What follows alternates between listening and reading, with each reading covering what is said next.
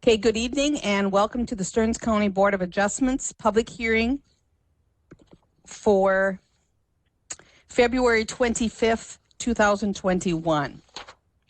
In response to COVID-19 and pursuant to the Minnesota State or Statute Chapter 12 relating to the emergency management, Governor Walz has declared a state of emergency. In response to the state of emergency and in accordance with the Minnesota Statute Chapter 13D.021, the Board of Adjustments members and the applicant may participate by telephone or other electronic means. The meeting will be broadcast live. Okay. We'll first start with a roll call of members. Dennis? Here. Jill? Here. Mike? Here. Dave?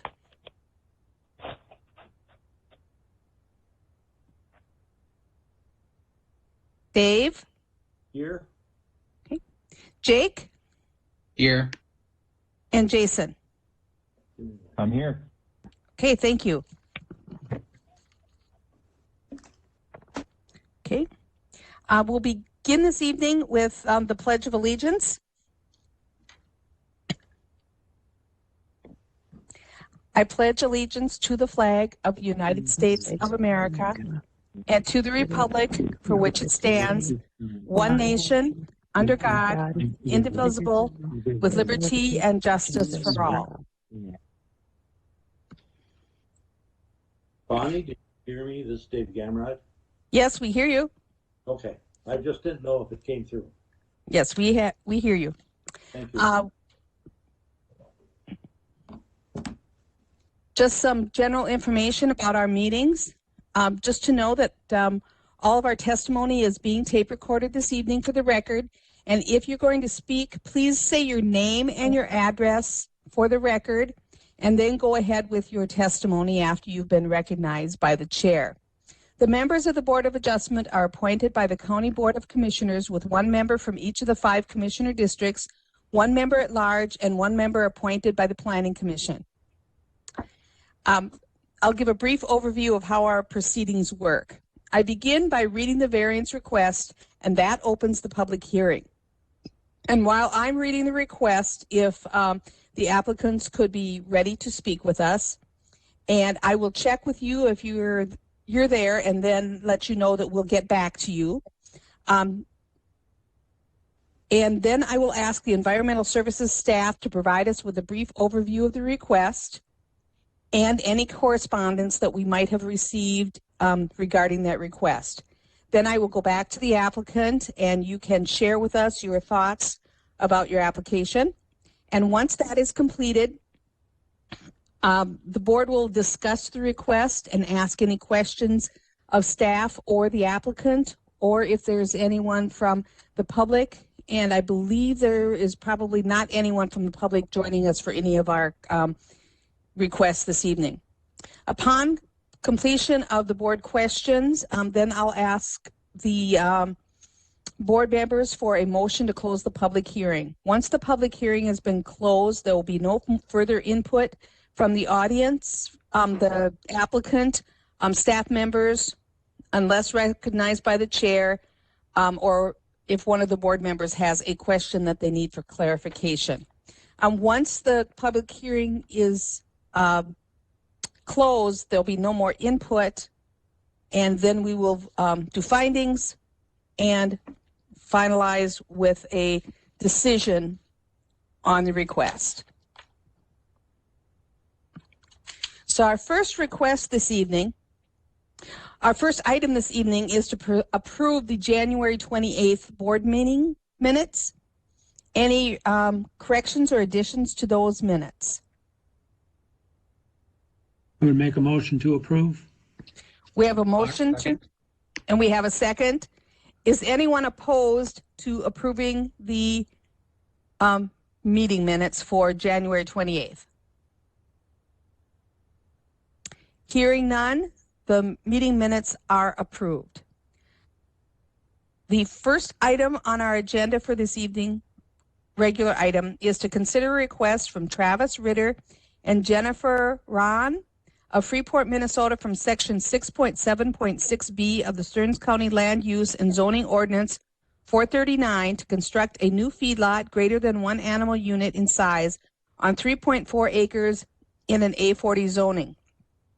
The said ordinance requires a 10-acre parcel size in an A40 zoning for a 4.95 animal unit or more registered feedlot. The affected property is 3.4 acres of the east quarter of the southeast quarter of the northwest quarter, less the south 33 feet and less the north 838.2 feet of Section 8, Track 126 North, Range 30 West of Holding Township. The property address is 42521 County Road 9, Holding Ford, Minnesota. And our applicants there? Yes. Okay, good. We'll be back to you in just a moment. If the staff could please give us an overview of this request. Sure, Madam Chair and members of the board. As you stated, this request is requesting to construct a new feedlot greater than one animal unit on 3.4 acres in A40 zoning. And the ordinance requires a 10-acre parcel in A40 zoning for 4.95 animal unit or more registered feedlot. And so a little bit of background in regards to the property. It's currently 3.4 acres in Section 8 of Holding Township and is zoned A40. The applicants purchased the property in September of 2020. The applicant is proposing a 20-foot by 63-foot lien, which is represented in number 1 on the feedlot footprint map that was included in the packet, and a 32-foot by 63-foot barn indicated as number 2 on that same map, a 19-foot by 63-foot lien, which is indicated by number 3 on that map, and a 27 by 28-foot concrete open lot area, which is number 4 on that same map, to house the requested 4.95 animal units. The requested 4.95 animal units will consist of one slaughter steer / heifer, stock cow or bull. One animal unit is assigned per head. 2 feeder cattle at the value of 0.70 animal units per head.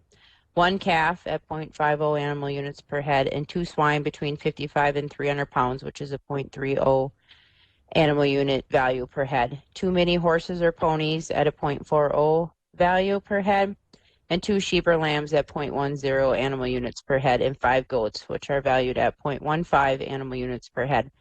Road access to the property is from County Road 9. The 3.4 acre site was originally registered on September 14th of 2000 for 34.6 animal units, consisting for dairy cattle of 24 head and dairy calves of 5 head.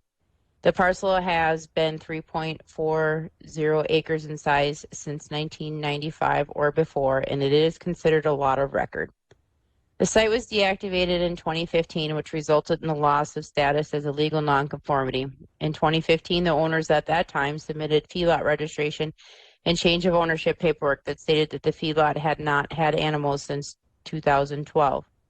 According to Ordinance 439, Section 5.1.4 F2, feedlots not maintaining the use within a 12 consecutive month period are no longer considered a legal nonconformity. All surrounding parcels are also zoned A40. Alternatives to this request is to grant or deny the variance requested based on the findings of facts. Grant a density that is greater than the allowed 1 animal unit but less than the requested 4.95 animal units. Deny the request, and the site can apply for a feedlot permit and ask to be permitted for the allowed 1 animal unit, or the applicant could attempt to purchase additional acres to have a parcel size of 10 acres or more to allow for additional animal units. Holding Township, City of Holding Ford, the Star Post, Cold Spring Record, and property owners within 500 feet have been notified of this request.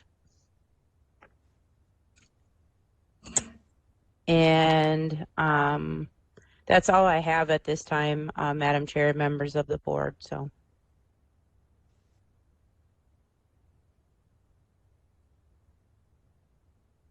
Bonnie, you're muted. We'll be doing roll call for those who were able to visit the site. Dennis? Yes. Jill? Yes. Mike, Yes. Dave? Dave, you're muted.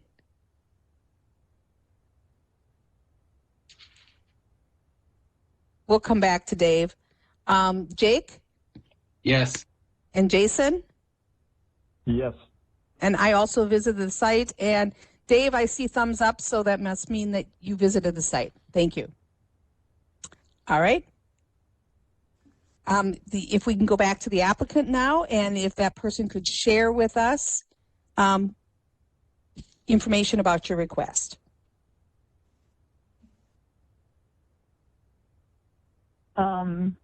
This is Jennifer Ron speaking. Okay, From the go address. ahead. Do I need to tell you the address? Yes, the address where you reside. Okay. I reside at 42521 County Road 9, Holdingford, Minnesota. Thank you. 56340. Okay. Okay, go ahead with your input. As far as what Betsy Joe had to say, we have really nothing to add. I don't know. That's Okay, and that's fine. We can ask questions as we go along. All right, board members, Okay. if you have any questions for the applicant or Madam staff member, Chair, go Jill ahead. DeLong, I have a question for staff. What is the purpose of the ordinance limiting the number of animals to that size of a lot? Could you give me a little bit more background on that, please? Sure, Jill and members of the board. So in egg zoning, there is an animal unit density assigned to certain parcels of size when the parcel size is 10 acres or less. Some of that history, I don't know exactly, other than it's just assigned animal values for a smaller size density parcel. So because of the size, restricting the amount of animals. So it's not until they reach 10 acres in size does the ordinance not place animal unit density restriction on parcels in egg zoning. So, Madam Chair, Jill, this is Angie Berg. I would add that I think the original intent was to ensure that there was proper manure management, either on the site or off site. And I'm sure the applicants or Jill could tell you about that, how they're proposing to handle that. Okay, Jennifer, could you speak to that and let us know how you plan on managing the manure for these animals?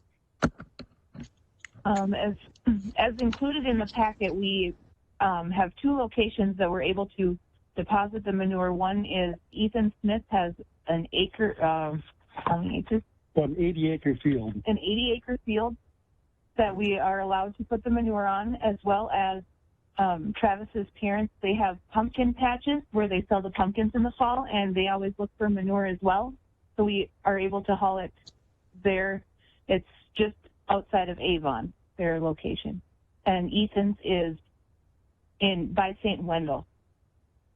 And I know we included the signed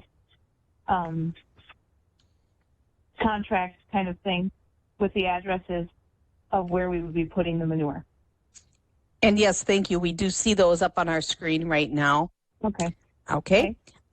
Additional questions from board members? Madam Chair, Dennis Gregory, a question for the applicants. I noticed in your write-up that you hadn't really considered buying additional acreage. Have you approached the neighbor on the same side of the road as you about buying 6.6 acres? No, we have not approached any of our neighbors because we had just moved here and we were working on trying to get the property up to par for animals, because that had always been something we wanted. And we actually haven't met any of our neighbors as of yet. You know, that just a commentary that obviously would, eliminate the need for the variance if you did that, and then it would be in compliance. So a question for staff, if we were to approve a variance In the request, it says 4.9 animal units or more.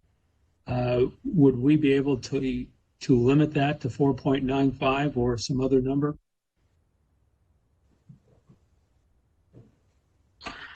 Mr. Gregory and members of the board, one of the alternatives was to either request or consider their request for 4.95 animal units, or you could assign another allowed animal unit value less than that, but more than what the allowed one animal unit is. So the property's allowed one animal unit with an over-the-counter feedlot permit. So somewhere between the one animal unit and what they're requesting at the 4.95, they would need a variance for. In this case, they are asking for the 4.95 with the animal types spelled out under bullet point number 4 in the background. So you could request assign something equal to 4.95 or less than but greater than one animal unit. And then one last question, Bethy. Given the how close this property is to the city, is there anything further in the ordinances about monitoring that situation? So they have the facilities that could hold way above 4.95 animal units. How is that monitored, or in the future? Yep, Mr. Gregory and members of the board. So typically, in this case, if applicant is proposing to apply and receive a permit, so whether it's for the one animal unit or up to the 4.95 that they're requesting, we would issue that permit, and then in 2 years we do a follow-up post-construction inspection just to make sure that nothing extra was built. Animals are where they're supposed to be at. The other, I guess, thing that could transpire impromptu inspection requests also would be any concerns of people driving by or the neighborhood calling to state a concern of any increase in animal units or any pollution potential. So those would be the main things. And then again, in this case, we do send out, depending on the registration type. In this case, it would be at least 6 years or more before they would get a registration form for us to update their registration. And then once feedlot producers update their registration, we look at that and compare it to what their max is allowed, compared to what they're putting on the paperwork. If they're more than that, then they'd either have to request a permit for the increase or go back to what their max is allowed. So there is a few checks and balances. So good, thank you. And Madam Chair, one last question for the applicants. The animals that you have, or that you're proposing to have, is that all for your consumption, or are some of those animal units for sale? Mr. Gregory and members of the board, it'd be all just for our consumption, or as far as the goat and horses. The horses, we're actually expecting a child, so we were trying to figure out if we would need pets, basically, and the goats would be for the milk. Thank you. And yeah. Okay, thank you. Other board members that have questions? Madam Chair, Jill DeLong, another question for staff, please. Oh, go ahead. Okay, so it sounds on the bullet point below that the previous owner, the site was registered for 34.6 animal units. Do we have any kind of history of knowing, since that was 34.6, that's significantly larger than just one animal unit, do we know how large the site was originally, such that that became the the allowed amount of animals? Yep, Ms. DeLong and members of the board. So a little bit of history on that. So when ordinance came into play in 1999, 2000, sites were requested to register on their behalf. So that's where you'll see a lot of these feedlot registrations being within that time frame of 1999 to 2000. Once they were registered, as stated to in the staff report, this property was this 3.4 acres in size from 1995 and way before that even. So that's why it's considered a lot of record. And so when that site was 3.40 acres and feedlot producers with the ordinance and feedlot ordinance coming into play in that 1999-2000 era.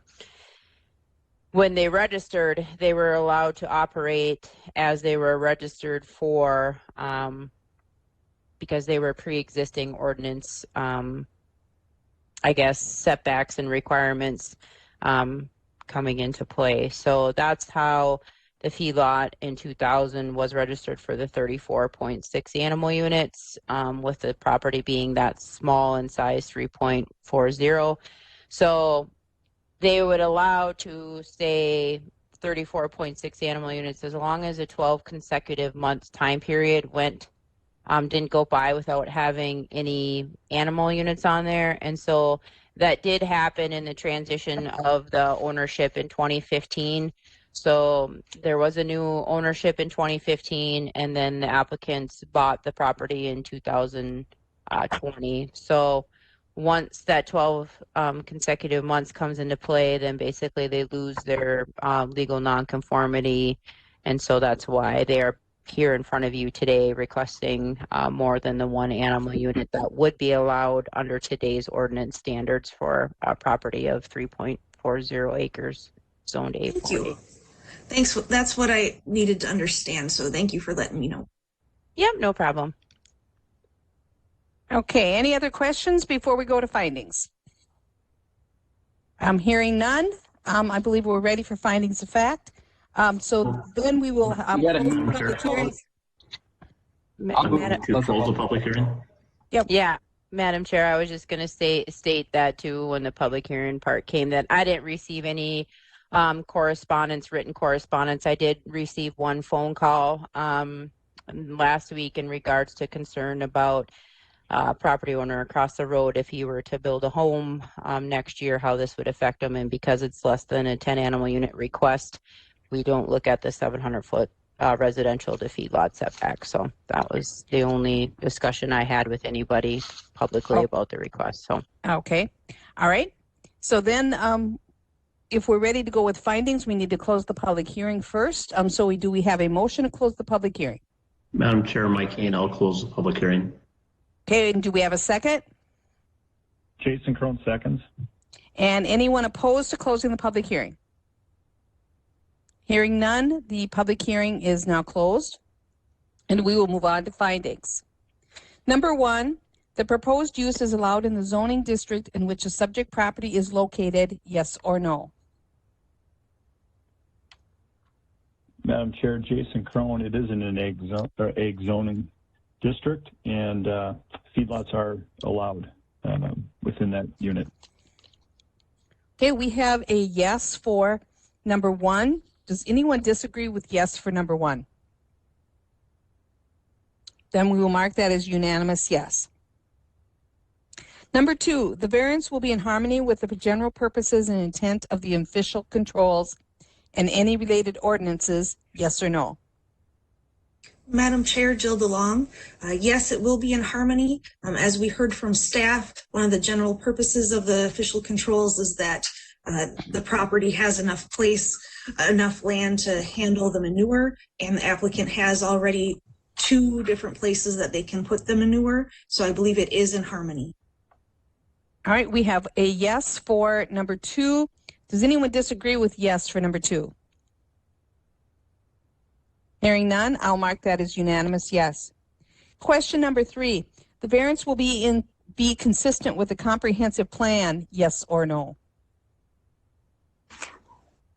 Madam Chair. Was it Dave? Dennis started, but then Jill, if you want to take it. Okay, I'm sure. I believe, yes, it does go with the comprehensive plan goals and objectives under agricultural goals. Number 1, support agriculture as a desirable land use for the long term and facilitate diversification of the county's agricultural economy. All right, we have a yes for number 3. Does anyone disagree with yes for 3? Hearing none, we will mark that as unanimous yes. Number 4, the property owner proposes to use the property in a reasonable manner, yes or no? Madam Chair, Mike Kane, I believe it's reasonable for a former feedlot to be reinstated as a feedlot for a 3.4 acre parcel. And I would agree. When I visited the site, there aren't any other homes very close to that area. And so adding livestock there probably isn't going to disturb anyone because the rest of the community is very agricultural. Is there anyone that disagrees with yes for number 4? Hearing none, we'll mark that as unanimous, yes. Number 5, the plight of the landowner is due to circumstances unique to the property, not created by the landowner. Well, I would say that it's unique to the property in that this property has buildings that are already set up in order to have livestock there. It originally had more livestock, and the number of livestock changed due to changes in the county ordinances. But I believe it is kind of unique to this situation.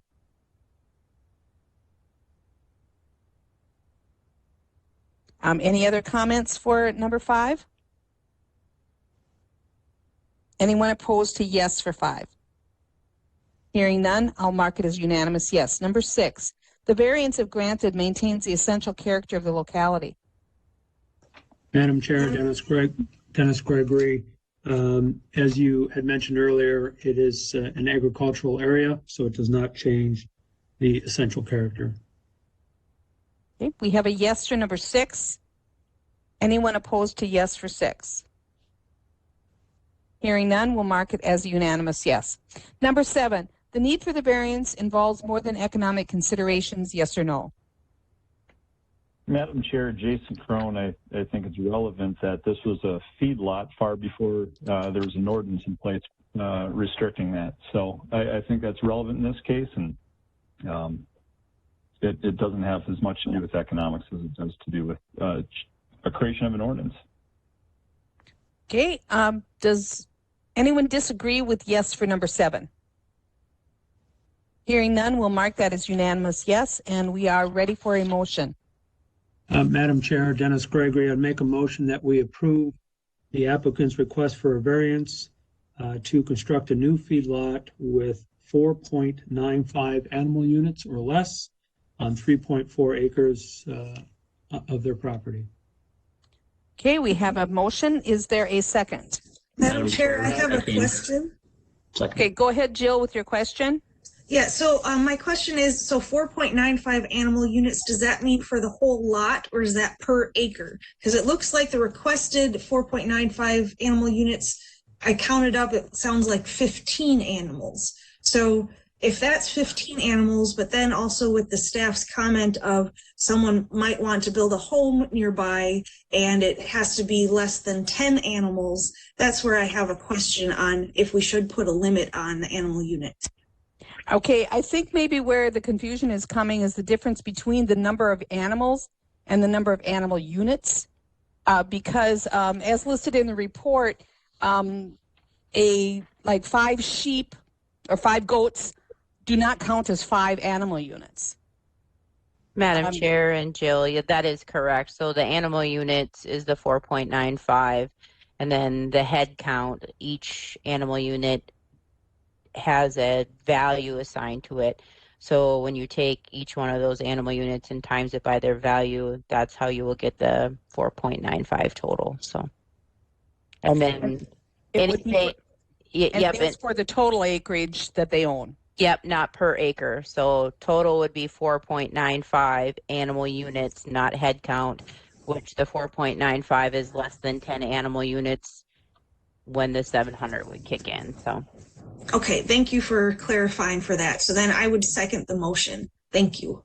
All right, we have a second. All right, I'll do a roll call. Mike, Yes. Dave, Yes. Jake, Yes. Jason, Yes. and I am also a yes. So motion carries. If you have more, if the applicant has more questions about their request, they can call the staff during regular business hours to get information on that. But your request has been approved. And thank you for coming and joining us this evening. Thank you very much. Yeah, thank you. Okay, we are on to item number 2, is to consider a request from Stephen Tennis of Tenny's Acres LLC, Albany, Minnesota, from section 6.56.2B of the Stearns County Land Use and Zoning Ordinance 439 to locate a secondary single-family residential dwelling unit unless less than 200 feet from the existing residential dwelling unit. The said ordinance requires a secondary single-family residential dwelling unit to be located a minimum of 200 feet from the existing residential dwelling unit. The affected property is 235.25 acres of the west half of the northeast quarter and the government lots of 1, 2, 7, and 8 of Section 19, Tract 126 North, Range 31 West of Crane Townships, with the property address being 40956 of County Road 153, Freeport, Minnesota. And Mr. Tennies, are you there with us this evening? Yes, I am here. Okay, and we'll be back to you in just a few minutes. If we could do a roll call of staff that were able to visit the site. Dennis? Yes. Jill? Yes, and I also had a conversation with Ron Tennis, who's the father of Stephen Tennis and lives in the mobile home between the building site and the original building. He gave me a tour of the area, talked about some of the land that's behind the proposed building site, saying that rocks were filled in there where usually water would come through. So that's why they couldn't build further away. And that the home that's the more modern home in the middle, it's a mobile double wide, which will be removed in the future. So those were the discussions that we had. Okay, Mike? Yes. Dave? Yes. Jake? Yes. Jason? Yes. And I also visited the site and talked to Mr. Tennies. And if we could have clarification, I guess I was under the impression that it was going to be the older, large home, the original farm home that would be removed in the future. And if maybe we can just have that clarification so it's correct in the record. So, Mr. Tennies, if you could, clarify that for us. Yeah, actually, it's both houses. The way it's written up in the first ordinance will be removed. The house that I'm planning on building is going to be the main farmhouse eventually down the road. Okay, thank you. All right, if we could have a overview from staff, please. Sure. Good evening, Madam Chair, members of the board. You detailed the request, a little bit of background. The applicants formulated a family ag business, Tennis Acres, in the year 2012. The original dwelling unit on the property was constructed in the year 1914, and there's a family member living in that home. A second dwelling was constructed sometime between the years of 1991 and 2003. That was determined reviewing historic air photos. And the parents of the ag operation live in that dwelling.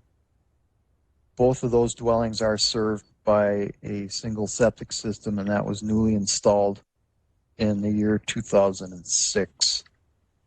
The applicants have obtained an interim use permit in August of 2020, which is authorizing an additional secondary dwelling. And they're proposing to construct a 3,118 square foot secondary single-family residential dwelling unit. A preliminary septic system design has been submitted that would serve this new dwelling. And then the proposed location would render setbacks of 163 feet from the original farmhouse that was built back in 1914, and then 90 feet from the middle dwelling. A portion of this property is within the shoreland overlay, but the location proposed for this application is not within the overlay. The City of St. Anthony, Crane Township, and owners within 500 feet have been notified. The property is located within an A40 zoning district. And an alternative to the request would be obviously to locate the proposed secondary dwelling in a location which meets that required 200-foot setback, or at least a minimum of 100 feet. So if there was a subdivision in the future, then that would not trigger a variance because we would have a 50-foot property line setback for each dwelling. I have no correspondence for this request, Madam Chair, so I will return it back to you.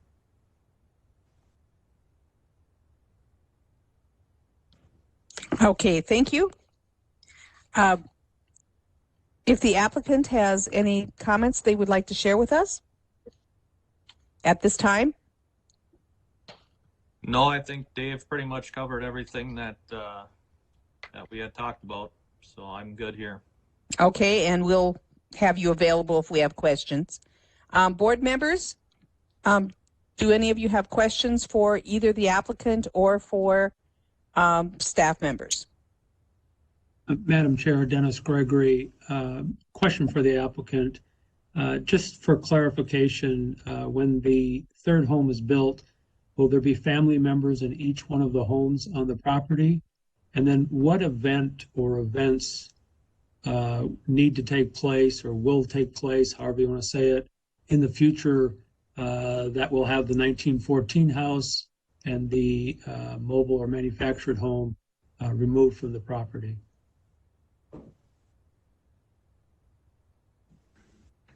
Basically, as my parents get older, decide to move to town, and my uncle do the same. When there's no family in the houses anymore, they'll be torn down. The farmhouse is in a little bit tougher shape, and the double wide is in good shape yet, but easily removed and sold. Okay, thank you. Okay, additional questions? Okay, hearing no additional questions. Do we have, and we do not have any community input. Are we Madam ready? Chair, Jill DeLong, move to close the public hearing. All right, thank you. Do we have a second for the closing the public hearing? I'll second Dave Gamrod. Okay, anyone opposed to closing the public hearing? Hearing none, we will move on to findings of fact. And the findings are to relocate a secondary single-family residential unit less than 200 feet from existing residential dwelling units. Number one, the proposed use is allowed in the zoning district in which the subject property is located, yes or no? Madam Chair, Jill DeLong, the zoning district is A40 and it is allowed to build a residential home in an A40 district. Okay, we have a yes for number 1. Is there anyone that disagrees with yes? Hearing none, I'll mark that unanimous yes. Number 2, the variance will be in harmony with the general purposes and intent of the official controls and any related ordinances, yes or no? Madam Chair, Jill DeLong, I believe it will be in harmony. In the packet, it says the intent of the 200-foot setback was to provide for spacing to accommodate a subdivision in the future. Well, the home that it would be closest to is a mobile home, which can be moved. So I believe that this still is in harmony that would allow for a subdivision if possible. All right, we have a yes for number 2. Anyone disagree with yes? Hearing none, I'll mark that as unanimous yes. Number 3, yes, go ahead. Madam Chair, sorry for the interruption. Dennis Gregory, I just want to follow up on Jill's comment and just ask staff. So if we approve this variance and the applicant decides at some point to not tear down the manufacturer or sell the manufactured home, and rent it to a non-family member, is that something they can do if the variance is approved? Madam Chair, this is Angie Berg. Dave, I can jump in on this one. So what the Board of Adjustment is considering tonight is just the setback. The interim use that is allowing the 3 homes on the property is regulated by the Planning Commission's decision. And to answer your question, the way the ordinance is written is that homes on a farm can be utilized by family or farm help. So if neither one of those criteria are met, then they would need to discontinue that use. Okay, thanks for that clarification.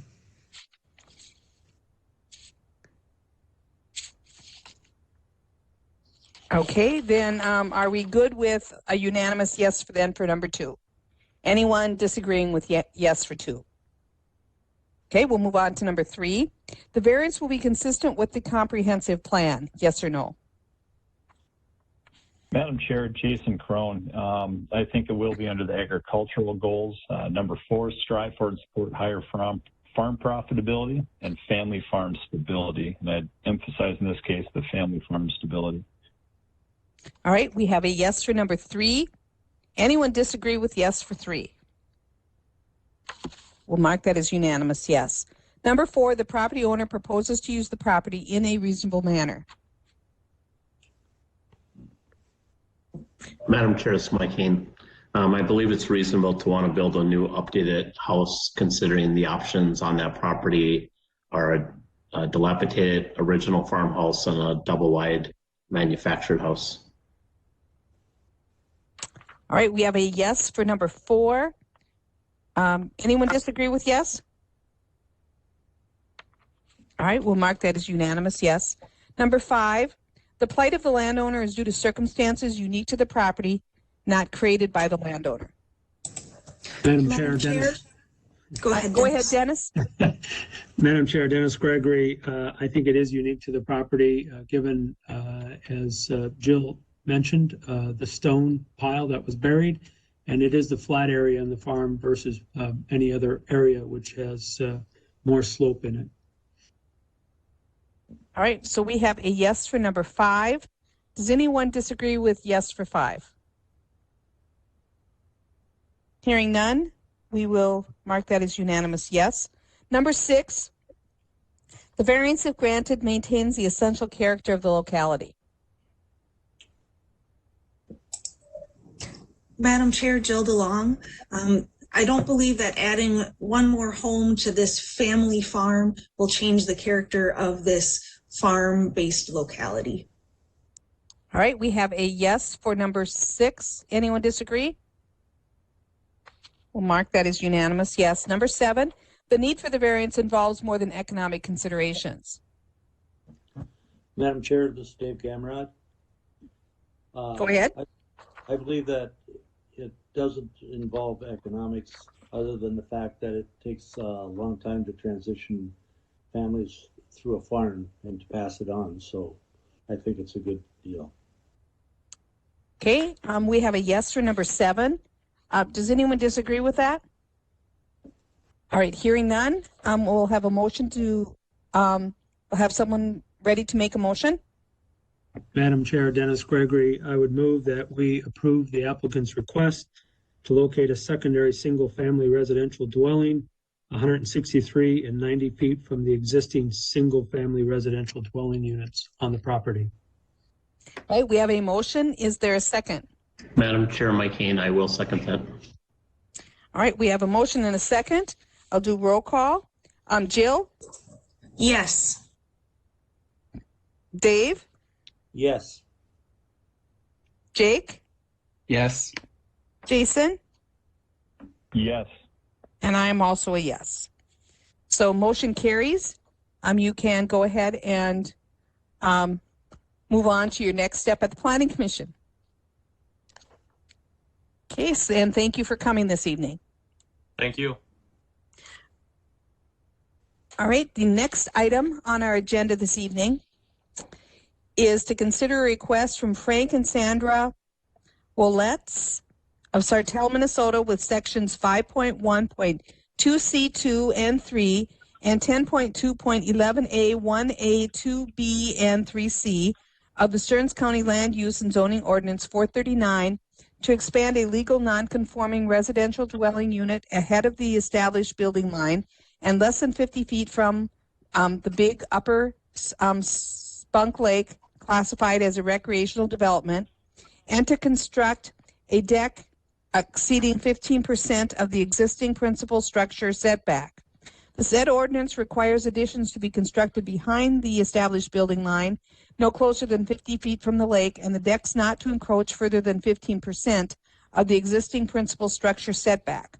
The affected property is lots 31, 32, and 33 of Connaughts Addition, Section 33, Track 125 North, Range 30 West in Avon Township. And the property address is 32883 Spunk Tree Circle, Avon, Minnesota. And Mr. Woletz, Mr. or Mrs. Woletz, am I pronouncing your name correctly? Yeah, you got it close enough. Okay, and we'll be back with you in just a moment or two. Okay, thank you. And we'll do roll call on those that were able to visit the site. Dennis? Yes. Jill? Yes. Mike? Yes. Dave? Yes. Jake? Yes. Jason? Yes. And I also visited the site. And if we could get an overview from staff on this application. Certainly, Madam Chair. A little bit of background on the property, and then we'll go through what's existing there, and then also what is being proposed.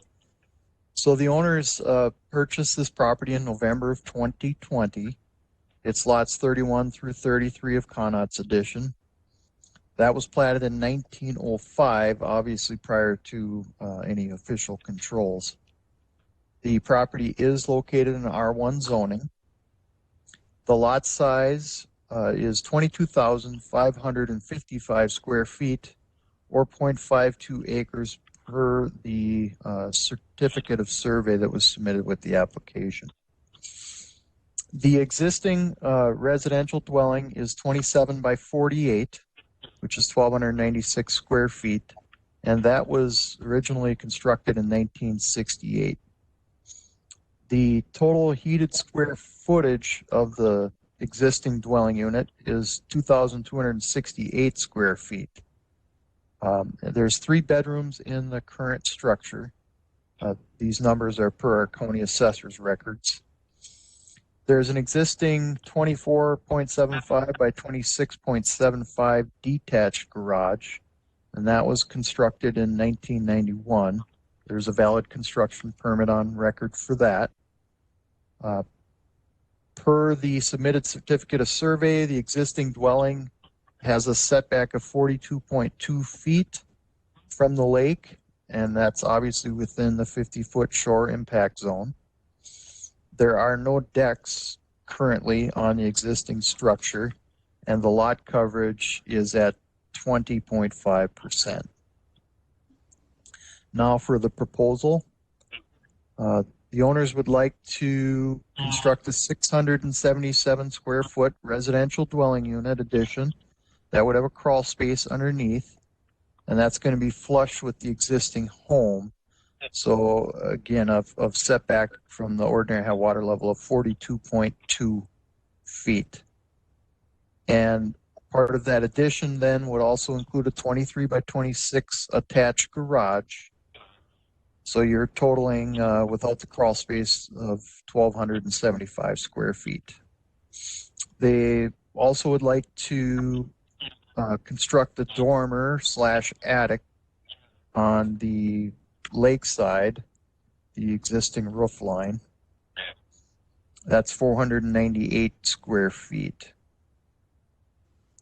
They are proposing also then a 10 by 31 deck, which has a 4-foot wide ingress and egress steps down to the ground level. And that's clearly on the lake side of the proposed dwelling unit.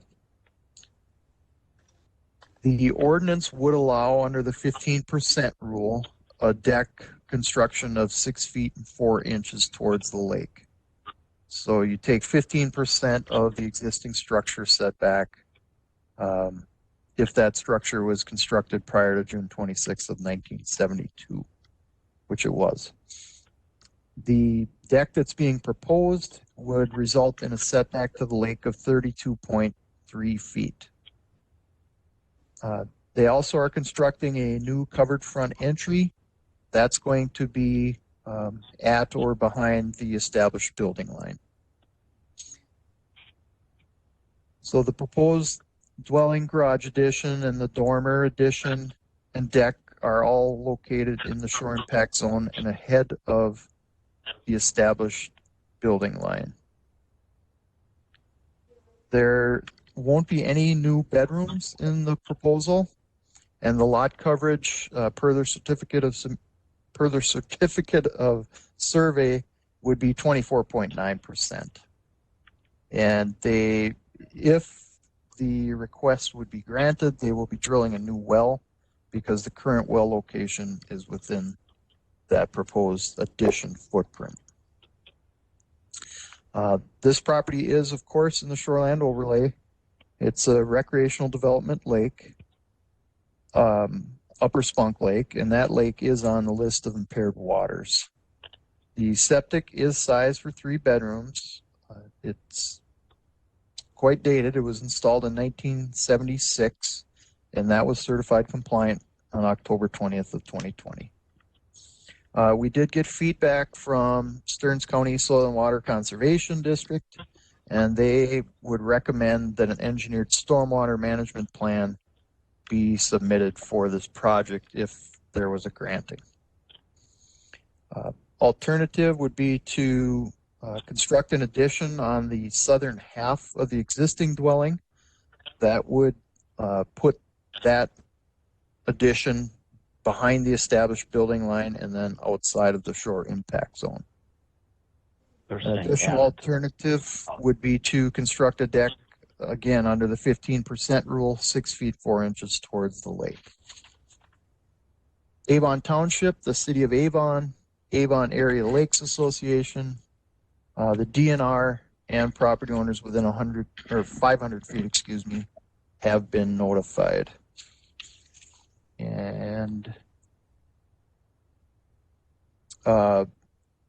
recommended conditions, if there were a granting, the recommended condition, the as-built survey would be submitted by May 1st, 2022 to ensure impervious lot coverage would not exceed the 25%. Also, if there was a granting, recommend an engineered stormwater plan be submitted and approved by the department prior to issuance of a construction site permit. And I have no correspondence, Madam Chair. All right, thank you. If the applicant has any additional comments they'd like to make at this time? For the board members. I think we've worked with Dave from Environmental Services quite a lot here over the last month, and I think we've come up with what is a fairly decent proposal. I think the key things for us are adding the attached garage to stay out of the cold in the winter like we've had in recent weeks. And then also we're adding a study in there, and my wife ends up working from home 100% now. So we've kind of taken that into account to make sure that we have a study or an office area that she's able to work in. I also end up working remote as well at times. So kind of both of us need that space. Otherwise we end up both working at a kitchen counter or kitchen table all day long. I think other than that, I think Dave has done a good job of summarizing. All right, thank you. Board members, if you have questions for either the staff member or the applicant. Madam Chair, Jill DeLong, question for the applicant.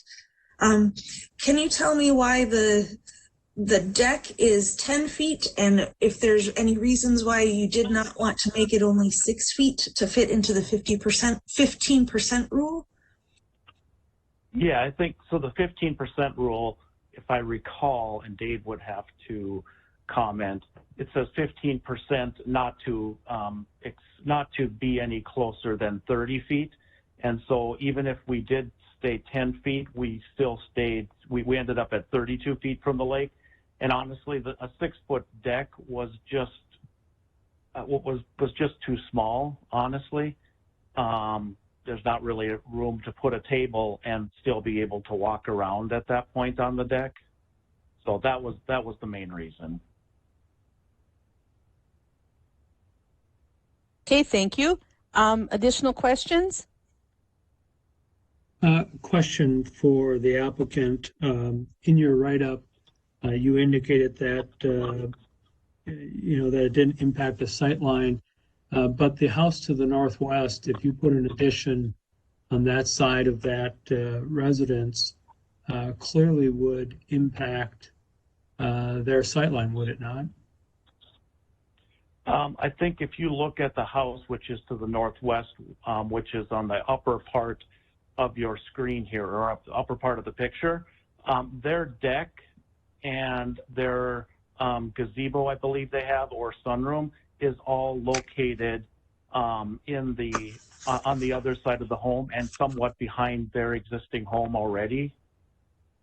So the side of that they're at, there aren't a lot of windows or anything on that side of the house that would be impacted by any addition we make. That house is not to, but just for purposes of discussion, that house is 60 feet back from the lake. Your house is 40 feet, and so if they are out on their deck, wouldn't they be impeded? I can't say for sure, but I don't believe their deck is on that side of the house. And therefore they wouldn't, I don't think they would be, but they would have to comment on that. I don't quite remember from being out there, but I thought their deck wrapped around their house. Another question, for the applicant, did you consider, the garage is probably fine where it is. It's basically behind the building line. Did you consider the house addition on the, I think which direction I'm going here, I think the north side of the house. Did you consider doing that so that everything would be basically behind the building line?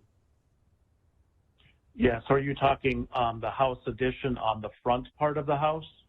Correct. We did not consider that, but I would say that really wouldn't be in keeping with the way the house looks today.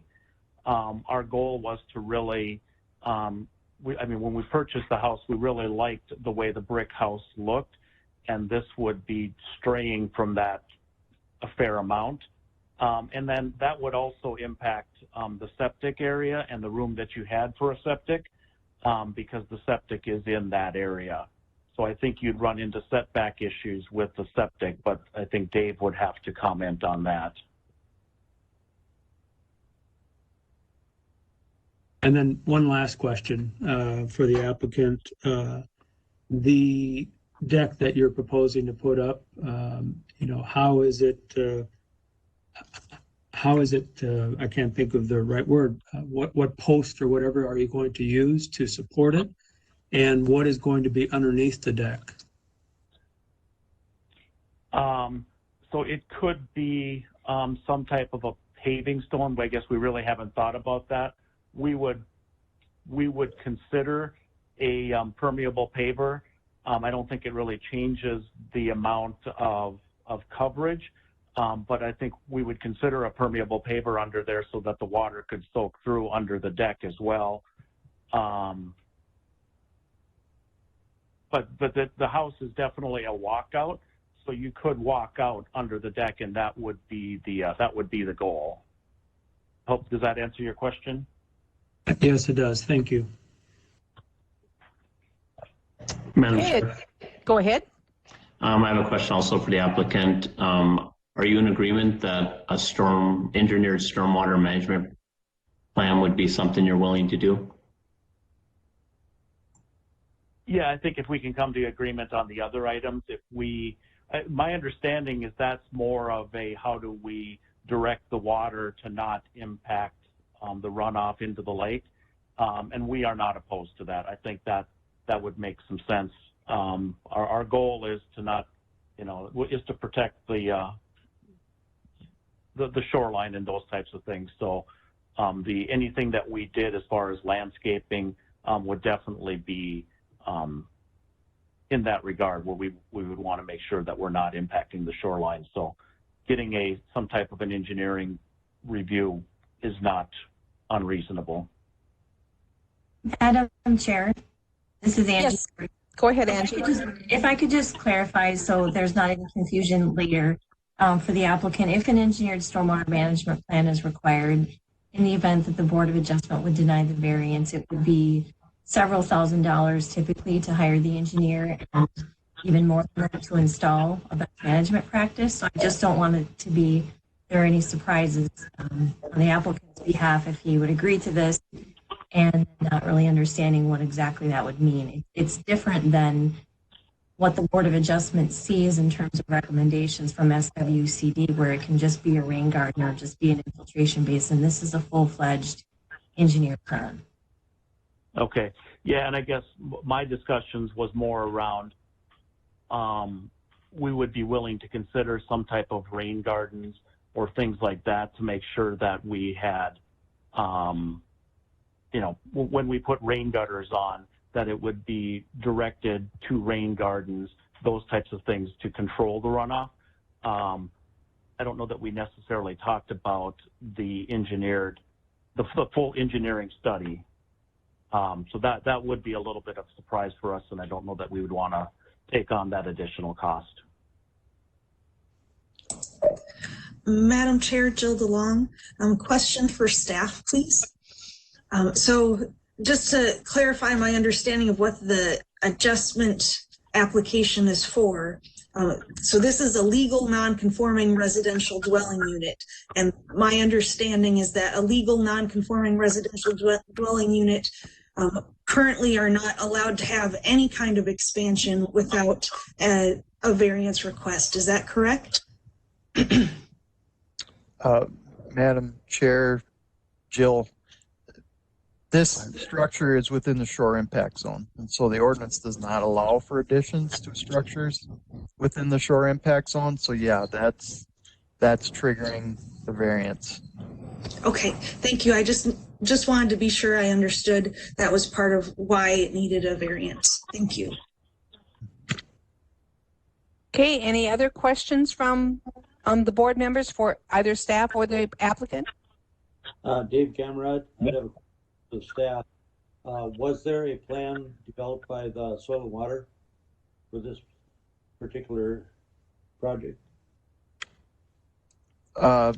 Madam Chair, Member Gamrat, there was not a plan. Soil and Water staff did go out to the site, and just because of the proximity of the structure to the lake and the slope from the existing structure to the lake, he recommended that, and I do have his comments in the packet, he recommended that they seek an engineered plan to address the stormwater. Does that answer your question? Yes, it does. Okay, thank you. Any other questions before we close the public hearing? Yeah, Madam Chair, Jason Crone, question for the applicant, and it kind of goes back to the comments that Mike made and Angie made regarding the engineered stormwater plan. So for the applicant, that was a question I was going to ask. I'm glad Mike and Angie got to it. This is a tough lot, and there's definitely a cost. And that was one of my concerns from the initial time I looked at this project, because I typically, I'm on the side of the landowner in most cases, and I realize there's a cost to this, and it's a tough one to make a condition. However, because of how the house is located and the way that it slopes, I saw Greg's comments and largely agreed with him here. And so I would ask, I know you probably haven't thought about that yet, but would that be a deal breaker for you on this project? I think as I look at, what we've requested, and then also other requests that have come through the board in recent months, I haven't seen that type of request on any request and or condition on any of the other approvals. Is it a deal breaker? It's not necessarily a deal breaker, but we want to be in a position that's comparable to the other landowners who've already, done similar projects. Okay. Yeah. Are there other alternatives that we could do to avoid that cost? I'm just Madam Chair? Yes, go ahead, Angie. Sorry about that. Angie Berg. So just jumping in on that for the Board of Adjustments recollection and for the applicant is a couple of things. The first and primary is that the Board of Adjustment is not bound to any prior decision unless the variance in front of you tonight is similarly situated and in place, which would mean you'd have to have another variance request on this lake at this meeting tonight with someone wanting to add on to the shore impact zone. So I know that from property owners' perspectives, they may look back at, some of the variances you've granted over the last year and think that, why should I have to have an engineer plan? And so I would say, one, you don't have to compare to others. And then secondly, I would remind you that you did have one on Big Birch Lake recently that did require an engineered stormwater plan. So I just wanted to remind the board and explain a little bit how that works to the applicant. And just another comment related to that is just to, reiterate the fact that every applicant, the topography might be different. The number of houses and the location of the houses on either side of the house can be different than other applications. So it's really impossible to compare, one application to the next as far as what is required. Other questions or comments from board members? Dennis Gregory, I would just echo some of Jason's comments. Where the garage is doesn't particularly bother me. Certainly the dormer I think is really fine from my point of view. It gets to that house addition and to the deck and where that deck is located. I do think it is a sightline issue, but I also think an engineered stormwater plan is a must. We're only 30 feet from the lake. There isn't any room for rain gardens or other things without a qualified person putting together a good plan to make sure that that water has a chance to be absorbed in the soil versus going to the lake. Additional questions or comments? Are we ready to close the public hearing? Do we have a motion? Dave Gamrod also move. All right, we have a motion to close the public hearing. Do we have a second? Second. Okay, I believe that was Mike. Mike. Are there any? Madam Chair, are we going to do two separate things, the addition as one finding of fact and the deck as another? We have an option to do that. So when we decide on findings, we'll decide whether we're going to do two or one. That's good comment, Mike. I will move to do two. All right. So the motion is to close the public hearing and to do two findings of fact. Is that okay with you, Dave? Yes. All right. So is anyone opposed to that motion? Hearing none, the motion. Madam Chair, Jason Crone, just want to understand it entirely. Breaking it down in two, because I was looking at it a little different. So I'm just wanting to understand the logic for it. Well, I'm thinking maybe some members might say that the addition is okay, but they're not, maybe not okay with the deck, or they're okay with the deck and not okay with the addition. That way they can separate the two, and rather than turning down the whole project in the event that one would be acceptable. Okay, I believe that's why we would split it. Fair enough. Okay, thank you. Okay. So is anyone opposed to splitting it into two? And anyone opposed to closing the public hearing? Okay, so then our motion and our second, we will do two findings of fact, one for each project. And the public hearing has been closed. So the first findings of fact that we're going to do is for the addition to the residential dwelling. So I'll read the variance request. Madam Chair. Yes? Dennis Gregory, if I may interrupt. And so the addition, are you going to include the garage in that addition as well? Well, I believe it's probably attached. It's all one structure, so I would believe that would be all one request, because I think they'd have to clarify. Yeah, they'd have to go back to the drawing board and redesign if they were going to do just the garage, I believe. Sure. So the findings of fact that we will do now is for the variance request to expand a legal non-conforming residential dwelling unit ahead of the established building line and less than 50 feet from the upper Spunk Lake, classified as a recreational development lake. So we are ready to go here. Number one, the proposed use is allowed in the zoning district in which the subject property is located, yes or no? Madam Chair, Jill DeLong, I'm going to say yes, it is allowed to build an addition to a residential building in a residential zone. All right, we have a yes for number one. Does anyone disagree with yes? We will mark that as unanimous yes. Number two, the variance will be in harmony with the general purposes and intent of the official controls or any ordinances, yes or no? Madam Chair, Jill DeLong, I'm going to say no, it is not in harmony. It is a legal non-conforming residential dwelling in the shore impact zone, and it is not allowed to have an addition built on those legal non-conforming residential dwellings. So I'm going to say it is not in harmony. All right, so number two, we have one no. Any discussion on that or any disagreement with? Madam Chair, Jason Crone.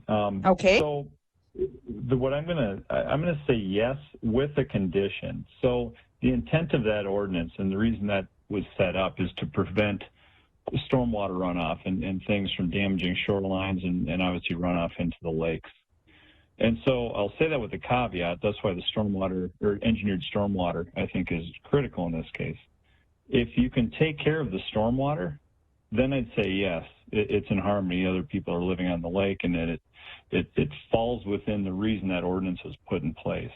Without the engineered stormwater, then I agree with Jill. It does not. So with that condition, I think it does, but it's tied to controlling stormwater and protecting the shoreline.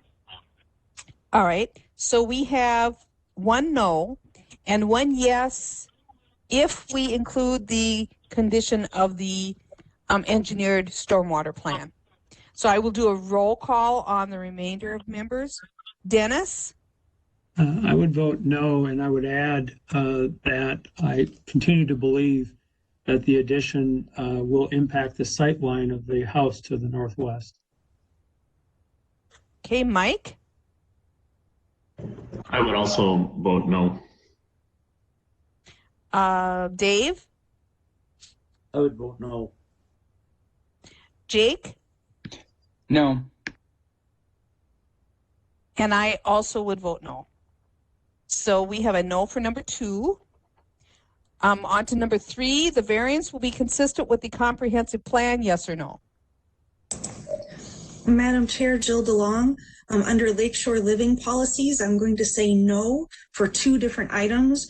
One is number 3, to discourage the alteration of natural shorelands and the creation of impervious surface in nearshore areas, emphasizing the creation of impervious surface in this nearshore area. And the second item is number 8, the first bullet point, which is the project preserves sight lines and does not negatively impact view sheds of adjacent properties. So that's a no. All right, we have a no for number 3. Other comments from other members? Does anyone disagree with no for number 3? Madam Chair, Jason Crone, I would have said yes on that under the nature goals. And then recognizing the significance of water resources in the county, ensuring the creation and implementation of policies to manage stormwater in collaboration with land use and development. And it goes back to the condition of the stormwater plan in my book. All right, thank you. So we have 1 no and 1 yes for number 3. We will do a roll call. Dennis? No. Mike? No. Dave? Yes, with the condition of the stormwater plan. Okay, Jake? No. And I'm going to say yes on this one with the stormwater management condition. So we have 3 yeses, 4 noes. So number 3 is a no. Number 4, the property owner proposes to use the property in a reasonable manner, yes or no? Madam Chair, I believe the property owner is using it reasonably to want to put an addition onto the house. All right. So we have 1 yes. Does anyone disagree with yes for number 4? Hearing none, I'll mark that as unanimous yes. Number 5, the plight of the landowner is due to circumstances unique to the property, not created by the landowner. Madam Chair, I believe the property is unique.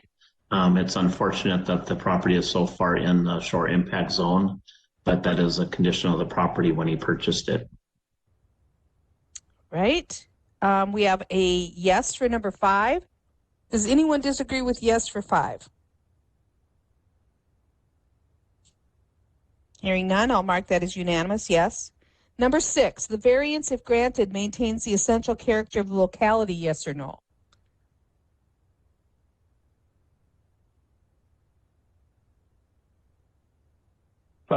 Madam Chair, Jason Crone, I think Dennis has brought up the point about the sightline concern, and I think it's fair. I tend to go to the public comment period, and we didn't hear anything from the property owner on that, which then impacts my decision on this. So I'm going to say it sticks within the character with that definition, I guess. All right, so we have a yes for number 6. Does anyone disagree with yes for 6? Hearing none, I'll mark that as unanimous yes. Number 7, the need for the variance involves more than economic concerns, yes or no? I don't think economics came into this situation. I think they were just looking for additional space to make livability of the home better. We have a yes for number 7. Anyone disagree with that? All right, so we have 5 yeses and 2 nos. We are ready for a motion. Madam Chair, Dennis Gregory, I would make a motion that we deny the applicant's request to expand a legal non-conforming residential dwelling unit ahead of the established building line. All right, we have a motion to deny. Is there a second? Jill DeLong, I second. All right, and then we will take a roll call vote. Mike? Yes. Dave?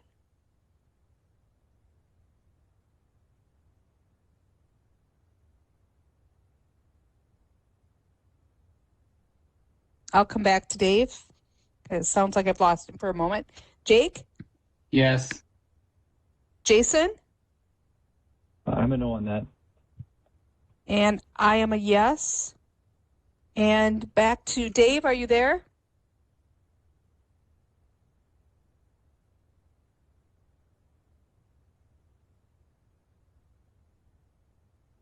Well, Chair, this is Angie Berg. I think we lost Dave. I saw his connection go in and out, and now he's gone. All right. And we already have 5 of our 7 members voting yes on that, on the denial. So his vote is important, but it wouldn't have changed the result. Jill seconded. So we have 5 yeses and 1 no and 1 vote unavailable. So the result of this request is to deny the request.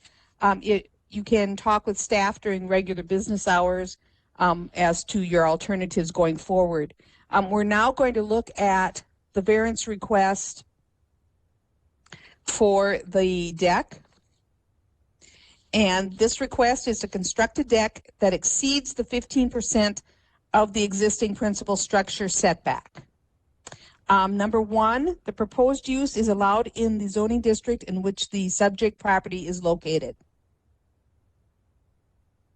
Madam Chair, the property is R1 zoned and decks are allowed use in that zone. All right, we have a yes for number 1. Anyone disagree with yes for 1? All right, then we have a unanimous yes. Number 2, the variance will be in harmony with the general purposes and intent of the official controls and any related ordinances, yes or no?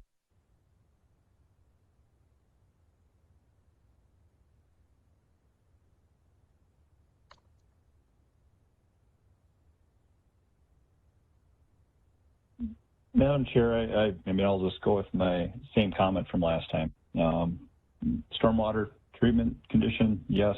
Others probably see it different. Okay, so you are saying yes, as long as we would have the condition of an engineered plan. Okay, any other comments in regard to this one?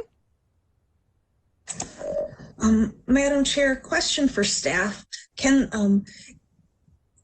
member Jason did say that the reason why they wanted to limit the size of a deck was to handle the water management. Could staff confirm if that's part of why we want to limit decks, or if there's any other reasoning behind it as well? Madam Chair, Member DeLong, decks are considered impervious surfaces, so we are adding impervious surface to the lakeside of the existing structure, and therefore addressing more need for attention to stormwater runoff. Thank you.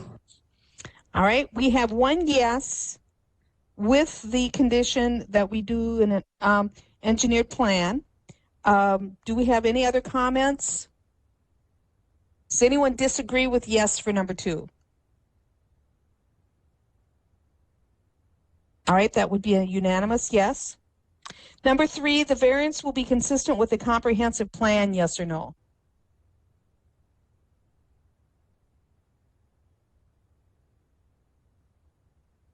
Madam Chair, Dennis Gregory, as Member Crone indicated, with a stormwater engineered plan, I would say that yes, it would be, because then it would preserve, restore, and protect important natural systems and natural resources, which is the first goal under nature.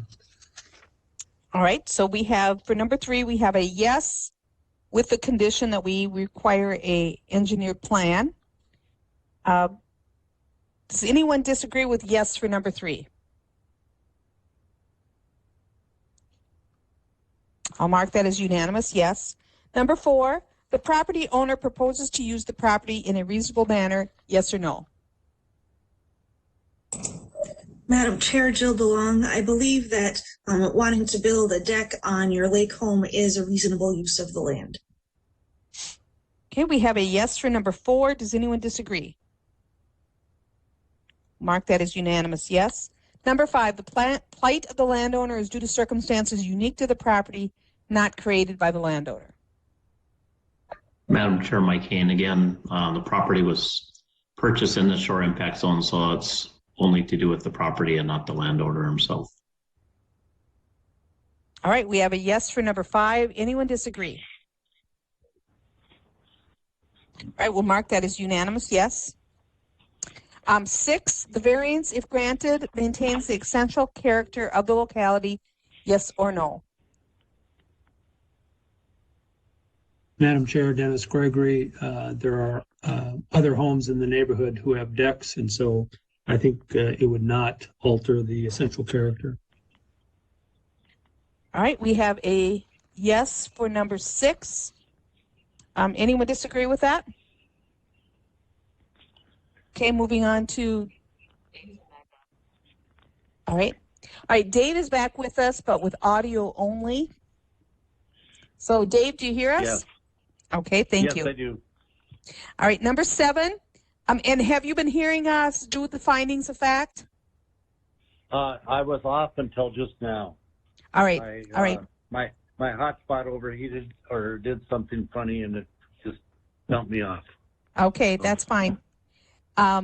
So far, with findings of fact, we have had for the deck, we've had unanimous yes with the condition that we would have an engineered plan. So number 7, the need for the variance involves more than economic considerations, yes or no? Madam Chair, Jason Crone, I think the need for the variance is because the existing structure is so close to the water, being built prior to when the ordinance existed. All right, we have a yes for number 7. Anyone disagree with that? And just for clarity, Dave, you're back with us. Do you disagree with yes for any of our findings of fact for the deck? No. No. No, All I right, don't. you don't disagree. So we do have a unanimous. So we do have a unanimous yes on all findings for this request. We now are waiting for a motion.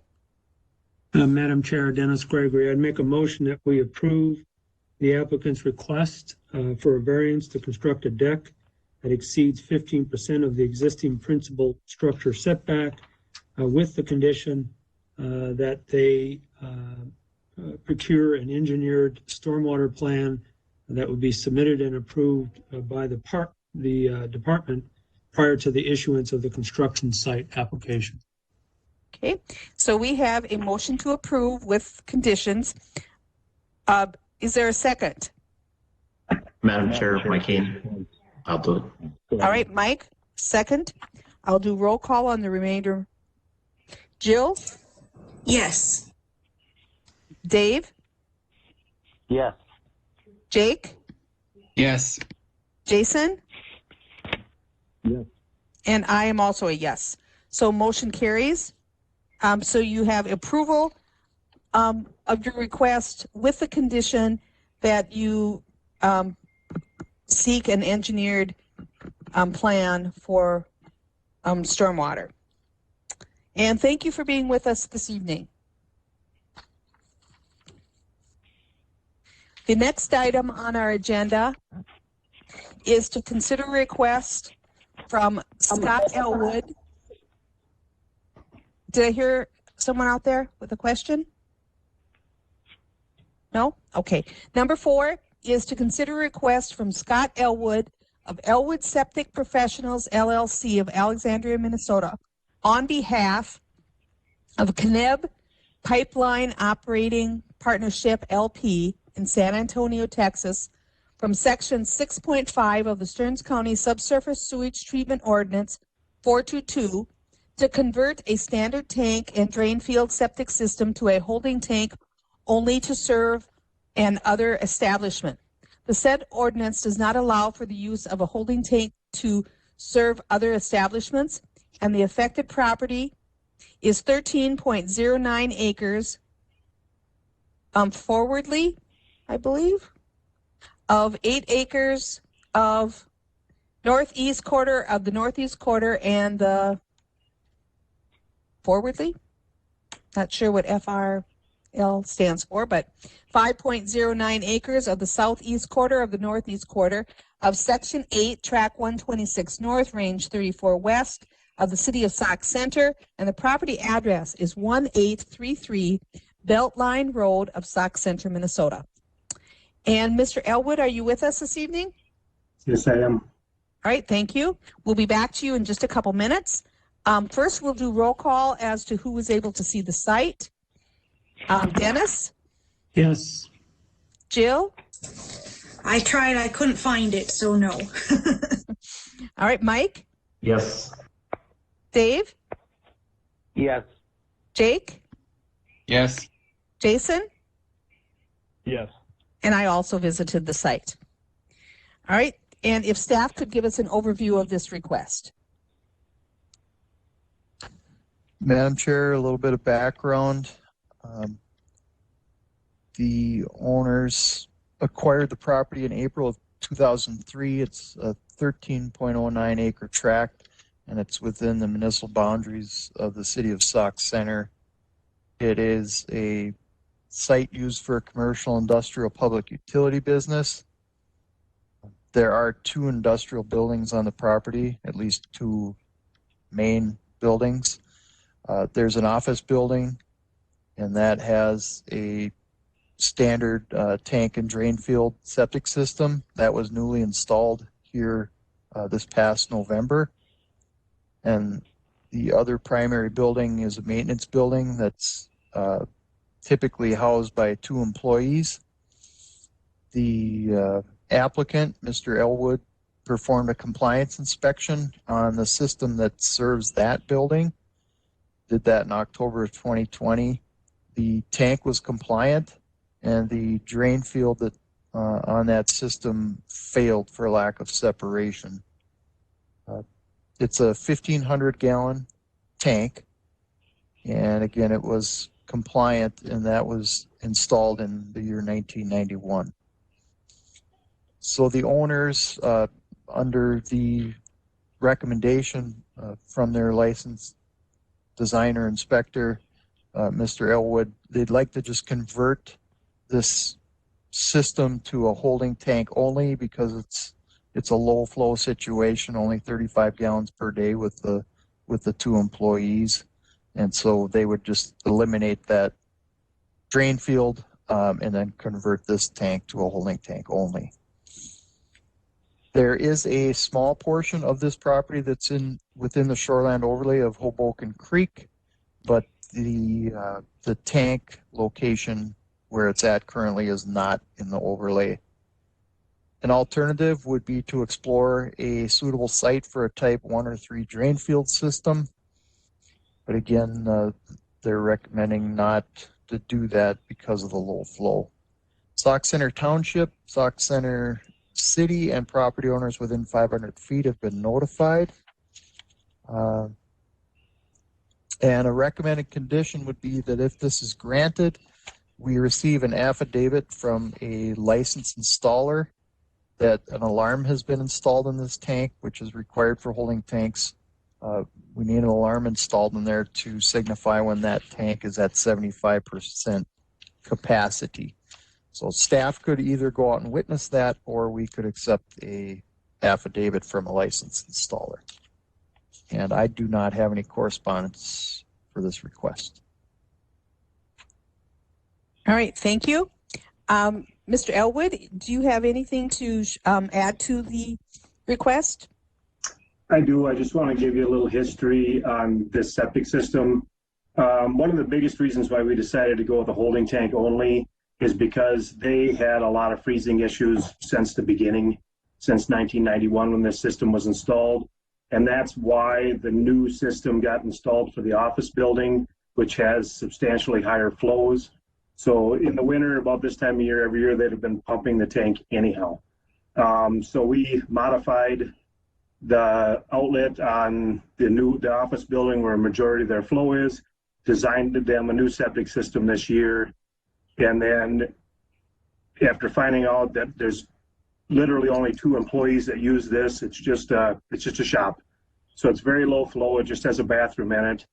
And with the location of the plumbing and the traffic that goes through there, I think any type of system that we try to put together with the drain field's just going to freeze up, and they're going to end up pumping the tank in the wintertime anyhow. So so that was my recommendation, was just to, since the tank was good, we can convert it to a holding tank and just have them pump the tank. Okay, thank you. Questions from board or staff? Or, excuse me, from the board for staff or the applicant?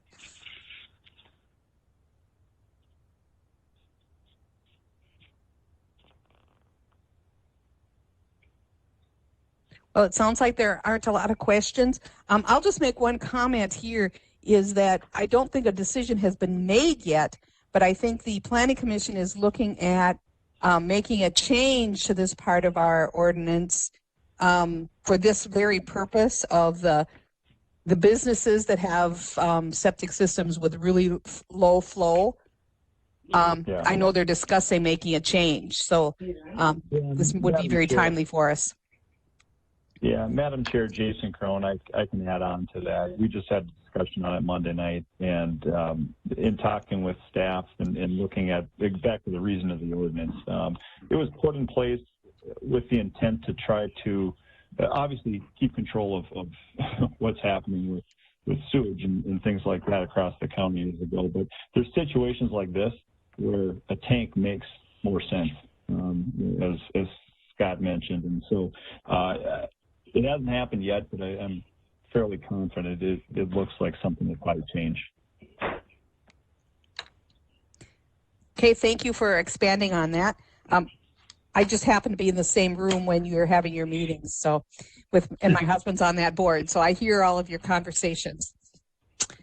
Hearing no other comments, yes? I was going to make a motion to close the public hearing. Okay. Dennis Gregory. All right, thank you, Dennis. We have a motion to close. Mike Kane, I'll second. And we have a second.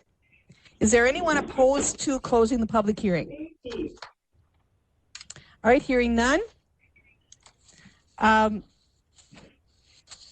We will go ahead with findings. The proposed use is allowed in the zoning district in which the subject property is located. Yes or no?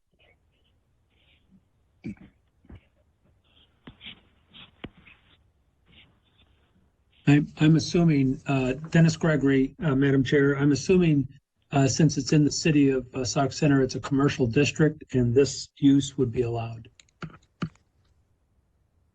All right. We have a yes for number 1. Anyone disagree with yes for number 1? Hearing none, I'll mark that as unanimous yes. Number 2, the variance will be in harmony with the general purposes and intent of the official controls and any related ordinances, yes or no? Madam Chair, Jill DeLong. Go ahead, Jason. I was going to defer to you. Okay, I'll go. Yeah, the intent of the ordinance is to obviously make sure that there's sewage treatment plans for locations, and in this case, this would be a suitable one, although it varies from the ordinance. All right, we have a yes for number 2. Does anyone disagree with that? All right, hearing none, we'll mark that unanimous yes. Number 3, the variance will be consistent with the comprehensive plan, yes or no? Madam Chair, Jill DeLong, this one was kind of hard to find, but I think it's under connectivity, under sustainability and resiliency policies, where we support policies, programs, best practices, and efforts that promote reuse of resources, energy efficient equipment and development, and reduction of energy use. I believe that this is a best practice and best reuse of the current resources available at the site. All right, we have a yes for number 3. Anyone disagree with that? We'll mark that as unanimous yes. Number 4, the property owner proposes to use the property in a reasonable manner. Madam Chair, Mike Kane, I believe it's reasonable because of only the 2 employees and the low flow, that a holding tank is a better situation. All right, we have a yes for number 4. Anyone disagree? Hearing none, we'll mark that as a yes for everyone. Number 5, the plight of the landowner is due to circumstances unique to the property, not created by the landowner. Madam Chair, Dave Gamrod, is unique to the property because of its use and its situation as far as the driveways and truck traffic. All right. We have a yes for number 5. Anyone disagree with that? Hearing none, we'll mark that as unanimous yes. Number 6, the variance, if granted, maintains the essential character of the locality, yes or no? Madam Chair, Mike Kane, the character won't change by installing the drain field or a holding tank. All right, we have a yes for number 6. Anyone disagree? Mark that unanimous yes. Number 7, the need for the variance involves more than economic considerations. Madam Chair, Jill DeLong, I don't believe that economics were discussed. All right, we have a yes for number 7. Does anyone disagree? All right, we are ready for a motion. Madam Chair, Dennis Gregory, I would make a motion that we grant the applicant's request to convert a standard tank and drain field septic system to a holding tank only, with the condition that they obtain an affidavit from a licensed installer and that they submit that ensures that an alarm is installed to signify when the holding tank is at 75% of capacity. Okay, and could we extend that to also include or verification from county staff in the event that they want to install it themselves? As long as county staff would, verify that it's there? I think Mr. Elwood is the licensed contractor, is he not? I am not a licensed installer, but I am a licensed service provider, and I know that this property owner is not going to deal with this himself. They'll contract it out. But I would, since the tank is in place and it does have a pump and an alarm in place on it already for the system that's there, I would request that you would broaden it to a licensed service provider as well, being able to convert this over, because really all we have to do is take the pump out and adjust the float to be set at 75% of the tank's capacity, the alarm float that's already there. So, Madam Chair, I'll amend my motion from licensed installer to licensed service provider, and certainly am open to allowing staff as well, but that should be a secondary option, by the applicant. All right. All right, so we have a motion.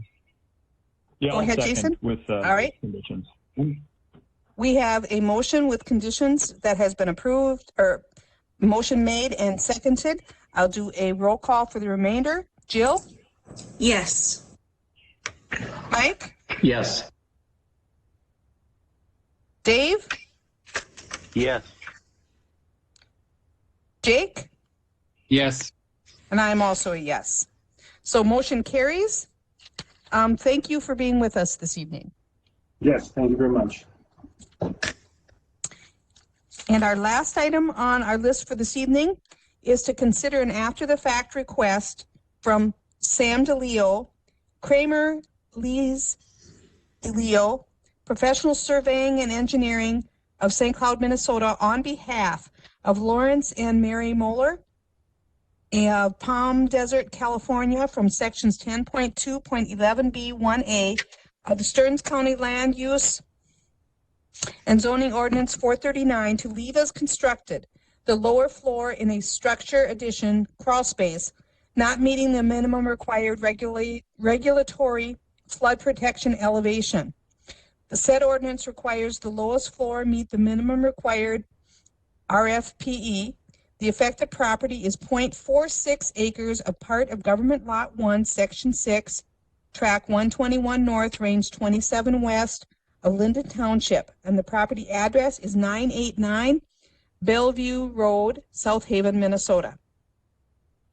And Mr. DeLeo, are you with us this evening?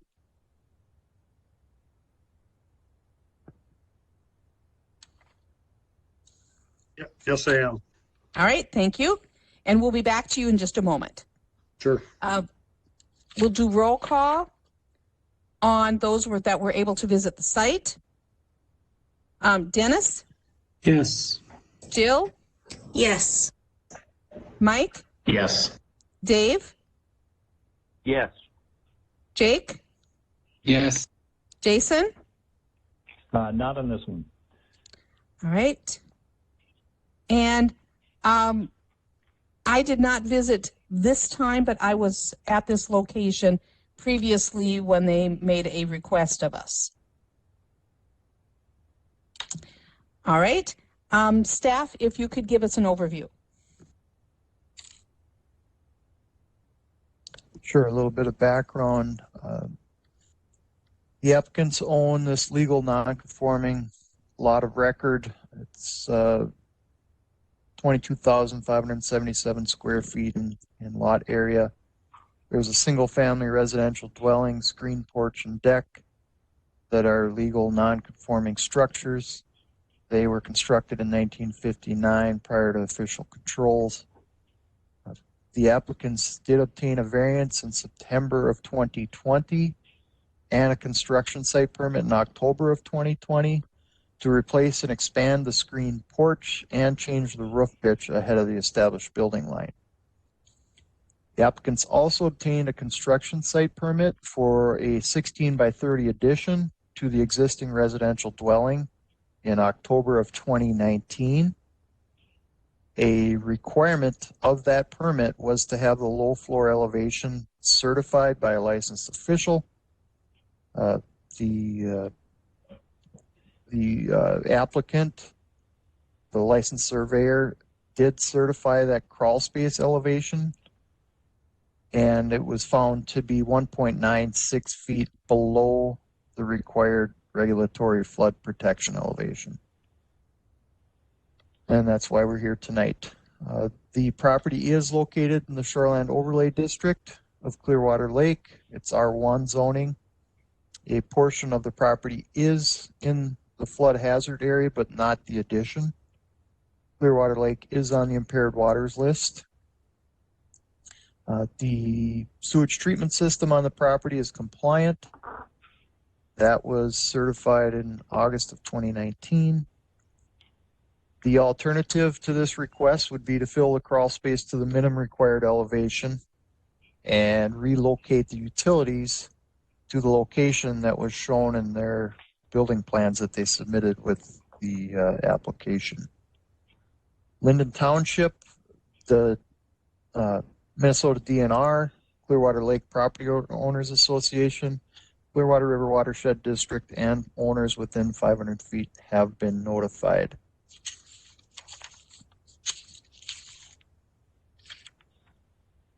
I detailed the alternative, and then a recommended condition is if the variance were to be denied, that low floor is filled to the required elevation, and a certification submitted to Environmental Services by June 1st of 2021. And I do have one letter of correspondence.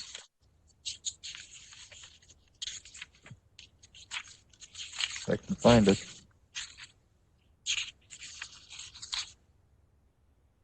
Oh. It came from Esther Hanlon. We own the property.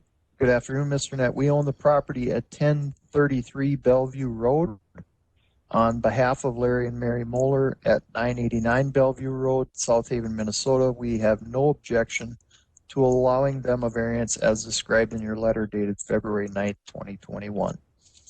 They are thoughtful and conscientious property owners and good neighbors to us. Thank you, Michael and Esther Hanlon, 1033 Bellevue Road, South Haven. That's all I have.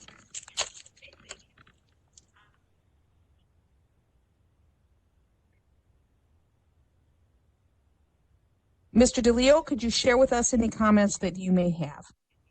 Sure. Thank you.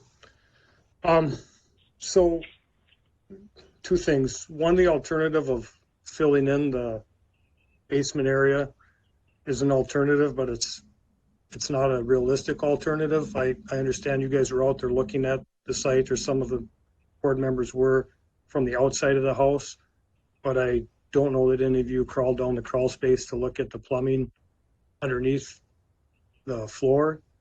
So that addition has quite a bit of plumbing running underneath it. I'm just looking at a photo of it right now. There's a couple P-traps that drop down so far that they would be in the whatever we filled the bottom with, if it was dirt or concrete. And there is a water heater down there and a air tank, pressure tank for a pump, and a bunch of electrical switches for that would have to be relocated, and I have no idea where they would put them. So to fill that in, as difficult as it would be to do, would leave very little space between the bottom of the floor joist and the top of the fill area, probably about maybe 8 inches, and some of the plumbing would end up being into the concrete or dirt that would fill it in. And again, there would be no way to access much of these features, which would, I guess, would create a great burden for the homeowners. Secondly, this enclosure on this addition is, it doesn't have any openings in it. There's no flood vents, there's no windows, duct openings, anything like that. So if it were to flood up to their cabin, it still wouldn't, I mean, the water would have to be saturated, or the soil would have to be saturated around the cabin before it would leach in. And I'm sure they waterproofed the foundation when they constructed it. So I really don't think flooding is an issue for this addition at all. My second point that I'd like to make for this property is, even though it doesn't meet the RFPE requirements, as far as FEMA's requirements go specifically for flood insurance, the ground elevation around the structure, so what FEMA looks at is the lowest elevation around the structure. And if that lowest elevation around the structure is above the base flood elevation, they're not even required to have flood insurance. So the RFPE requirement kind of contradicts FEMA's requirements for flood insurance. I understand why you have RFPE, and if there were openings on the structure, I would say it would be really a different story, but because there are no openings around the foundation, I feel that it's sealed up quite well, and I don't think flooding will be an issue.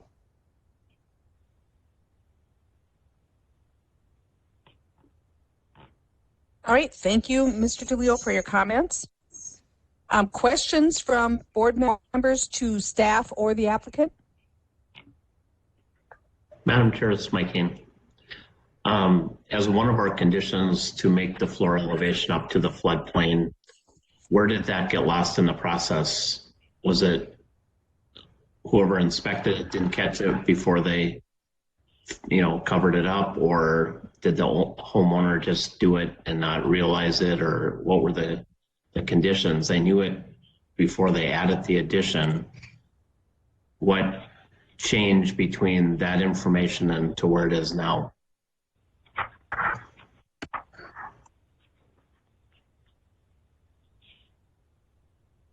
I can speak a little bit to that if I may.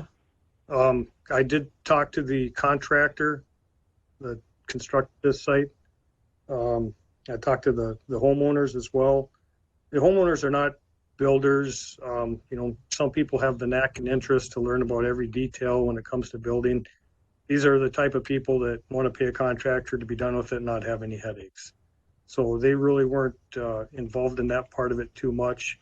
I did talk to the contractor, and he said they pulled the permit, from the permit was, application was made and permit was granted by the county and by the township, and nobody ever said anything at any inspections. And it's my understanding per the county ordinance that upon inspection, if it looks like it's close to the RFPE, that at that time the person doing the inspection is to order the applicant or homeowner or contractor to have it surveyed. And I don't think that ever happened. The contractor said that it never did. I haven't seen any documentation that it did. So I think it was just a lack of communications. Looking at the lot, the builder didn't think it was even close to a flood elevation, so he didn't even entertain hiring somebody to do it, because he was just matching the existing structure that was there. He said if it was a new structure, he would have had some benchmarks set and verified before he put it in, but he just assumed because the permit was granted that everything was good.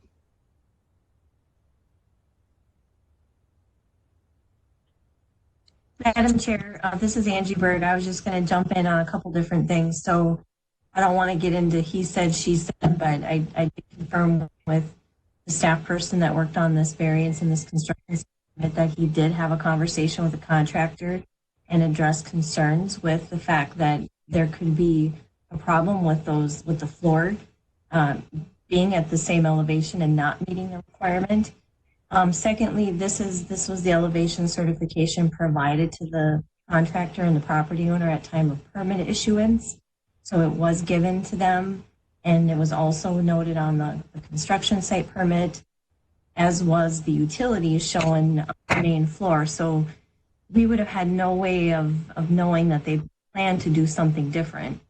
Sam, as to your last point, and members of the board, the only time staff can vary from an elevation cert requirement is if the proposed addition or structure is 6 feet higher than the grade, which we wouldn't have done and didn't do in this case.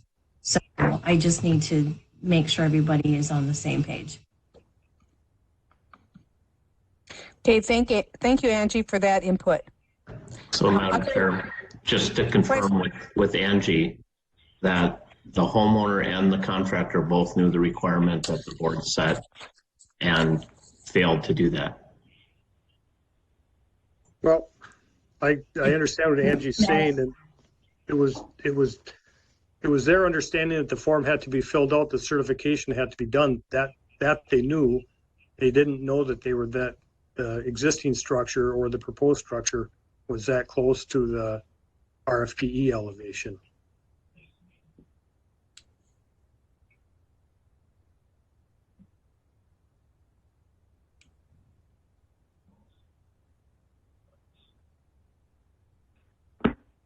Okay. Now, do we happen to look at the minutes of the Board of Adjustments meeting when they received a variance for this? Am I correct in? 2020. Madam Chair, they did not get a variance for this permit. Oh, they did not. Okay. All right, so the variance was for the porch and the other part of the building. All right, not for this part of the building. All right, thank you for that clarification. Madam Chair, Dennis Gregory, just again, more for information and clarity. Angie, you said that unless it's 6 feet off, everybody's going to get this elevation certificate form. And point number 3 on the permit indicates that they need to submit a signed copy of the elevation certification. Is in a typical situation, is that provided to the department prior to construction or after construction? Madam Chair, Member Gregory, so the requirement, so what I have up here is the permit. And then as part of that permit packet, we hand out the blank form. So we don't have building code. And so we aren't out there during different parts of the inspection process or the construction process. So typically contractors will pay someone like Sam to come out and set a benchmark and confirm before they start construction that they're going to meet the required elevation. And my understanding from Sam's testimony is that that not occur. So this form is always filled out after because they're certifying that it meets it, that the finished floor meets when the construction is done. Thank you. Okay. Madam Chair, Jason Crone, and question for staff or anyone else on the board here. This is an issue, and obviously you understand the reason for an ordinance of not building below a flood zone. In this particular case, and I do realize it's a he said, she said, I wasn't part of the previous variance. How much does it matter in this case? I mean, I get it if it was deliberately done, that's one thing. But if it was, there's a book of building codes that's really thick, and then there's a whole bunch of other regulations. And I mean, I get how sometimes this stuff will get lost. Do you have a sense that this was intentionally bypassed, or is this a technicality someone missed by accident? Any sense for that from staff or anybody? Madam Chair, I'm not going to speculate. I can just tell you the facts of the situation and what the permit and the conversation that Jamie had with the contractor. You know, I will speak to that a little bit because I work with people every day. I'm a pretty good judge of character, and I can usually tell when somebody's feeding me a line. And I don't think either the property owners or the contractor or feed me a line about what they were saying. I think it was just something that got missed. I think the only way that this can be avoided in the future is to require that it be staked prior to the excavation and the foundation being put in. The majority of these that we end up doing, most people, when they think it's going to be close, they'll call and have us set a benchmark, shoot their existing structure, do some inspections on the elevation so they know that their addition is going to work, and then they'll proceed with it. In this case, if that would have happened, I think that we wouldn't be sitting here right now. But unfortunately, it wasn't required at the time. And Angie, you and I talk about improving ordinances all the time. That might be something to jot down for potential future changes in the ordinance. But it just didn't happen this time. Okay, do we have other questions from board members? Madam Chair, Mike Hannigan. Just one quick question for Mr. DeLeo. So this would typically just be a slab on grade construction if they would have had to meet the lowest floor elevation, correct? Yeah, I don't see any other way of doing it unless they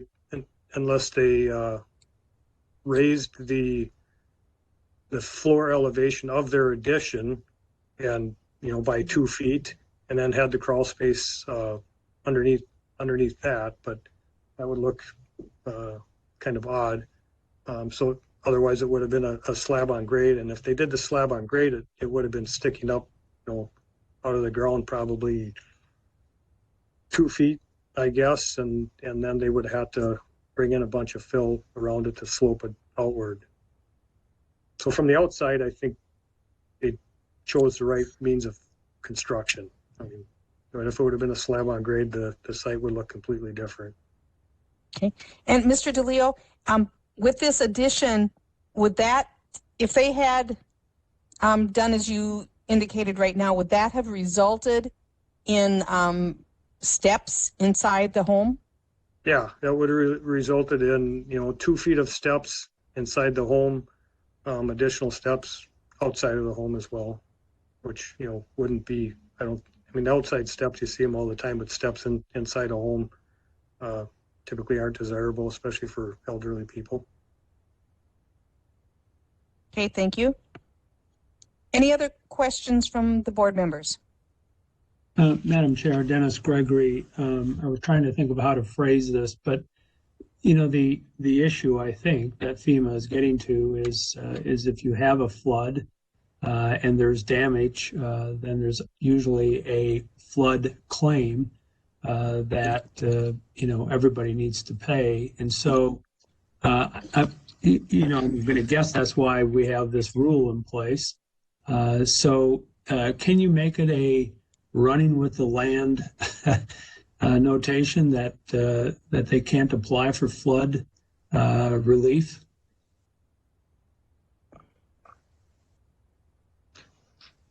Madam Chair, Mr. Gregory, at this point, the elevations of the soil around the house and including attached structures like the deck and porch and things, they're not required by FEMA to have flood insurance. So there would be no claim to them. You can only make a claim on your flood insurance if you have flood insurance, and they're not required to have it. Madam Chair, Member Gregory, Angie Berg, so Sam is correct, and they're not required to have flood insurance. It would be an option for somebody to get flood insurance, especially when they have floodplain on their property. And to your point, I don't believe we will be able to restrict somebody from obtaining flood insurance because I think they have certain rights under FEMA's rules and Homeland Security to do so. So I would not recommend that unless you really wanted us to check into that with FEMA and see if that's even a legally binding condition. I was just trying to build a bridge between the situation we have and a potential future. My opinion on this is I think at this point it's very difficult to have them fill it in and change everything. At the same time, as a taxpayer, I don't want to be paying for the damage that they might have if a flood occurs. Madam Chair and Mr. Gregory, I agree with your opinion wholeheartedly. I'm a taxpayer too. Maybe a way to alleviate that is if you do recommend approval or do approve this variance, is you set the condition that they file with FEMA a letter of map adjustment to remove the structure from the floodplain. That's something we could easily apply for with FEMA with the data that we have.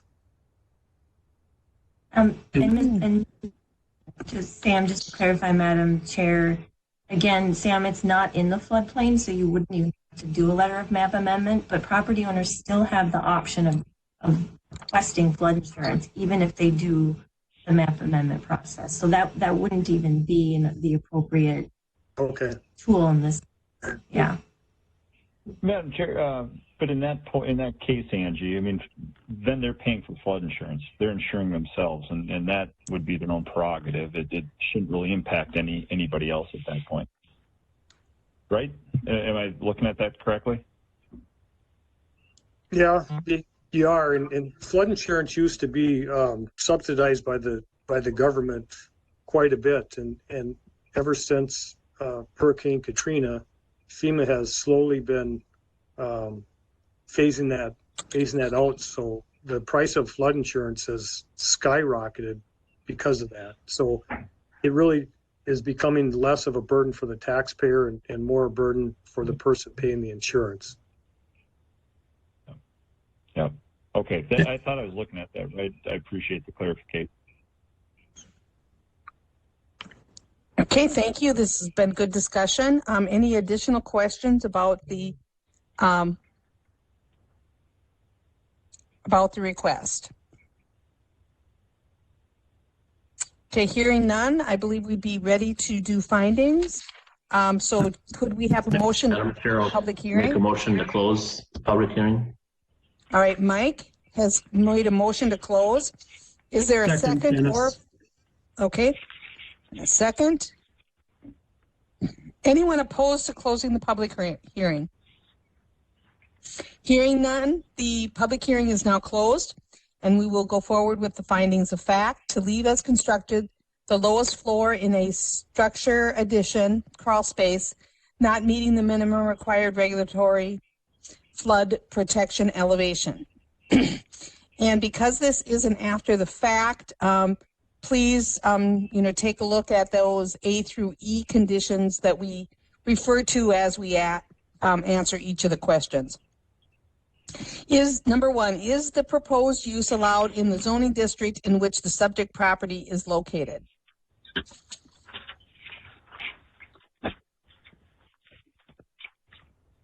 Madam Chair, it's an R1 zone district, and addition are allowed in R1 zone.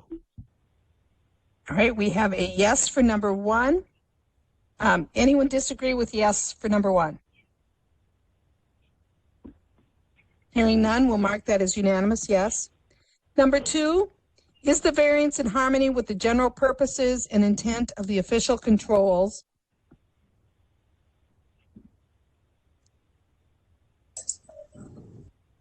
Madam Chair, Jill DeLong. I believe that it is in harmony with the general purposes and intent of the official controls. It's trying to limit damage by floods as much as possible for buildings. It is just under 2 feet below the required elevation, but otherwise it's not in a floodplain, and they've really done all they could otherwise. It's really close to what the requirement is. So I think that yes, it is in harmony. All right, we have a yes for number two. Does anyone disagree with that? All right, number three, is the variance request consistent with a comprehensive plan?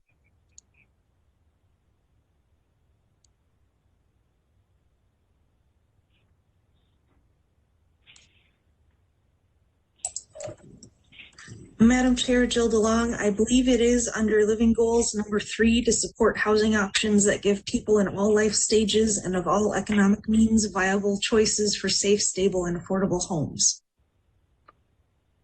All right, we have a yes for number 3. Does anyone disagree? Hearing none, I'll mark that as unanimous yes. Number 4, is the property owner proposing to use the property in a reasonable manner not permitted by official controls? Madam Chair, Jason Crone, I believe that it is based on particular discussions about keeping it on plane with the existing structure. Any differences would have caused that to be the raised to meet the ordinance. So I think it's appropriate. All right, we have a yes for number 4. Anyone disagree with that? All right, we have unanimous yes then for number 4. Number 5, is the plight of the landowner due to circumstances unique to the property not created by the landowner?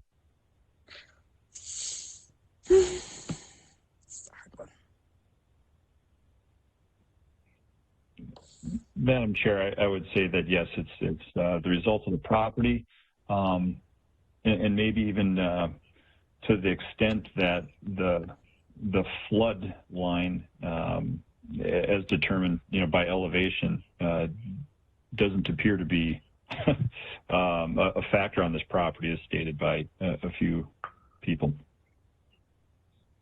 And also, if we could put in the record, I believe the elevation of the existing cabin played a part in this, because, you know, trying to make the addition attached to the existing structure well. And so I think that's what made this situation difficult. I'm not sure that's not what made the decision or the error in not meeting the elevation, but I think it is a contributing factor. So we have some conversation indicating yes for number 5. Does anyone disagree with that?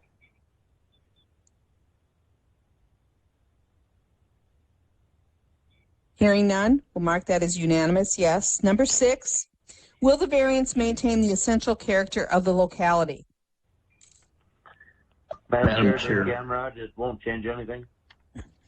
Okay, Dave? Yeah, and we have a yes. Anything. We have a yes for number 6. Does anyone disagree with yes for number 6? Then we'll mark that as unanimous yes.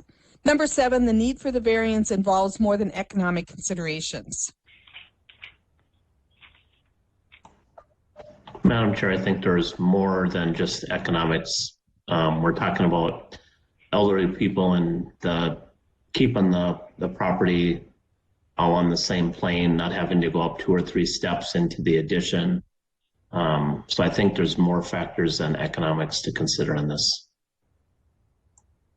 Right, and I believe, you know, when we look at what's the value to denying it to the county as far as what will we gain by making them change this, will it gain anything in public safety or, and I don't believe so. So we have a yes for number 7. Does anyone disagree with that? All right, we are ready for a motion. Madam Chair, Dennis Gregory, I'd make a motion that we approve the applicant's request to leave as constructed the lowest level floor in a structure addition crawl space that's 1.96 feet below the minimum required RFPE. All right, so we have a motion to approve. Do we have a second? Madam Chair, Mike Kane, I'll second that. All right, we have a motion to approve and a second, and we will do roll call. Jill? Yes. Dave? Yes. Jake? Yes. Jason? Yes. And I'm also a yes. All right, your request has been approved. All right, very good. Thank you. You. Appreciate all your work you guys do. It's not an easy job, and I know it's late, so thank you very much. All right, thank you, Mr. DeLeo. Angie, I have a question, and I don't know if this is, you know, possible for us to do this or not.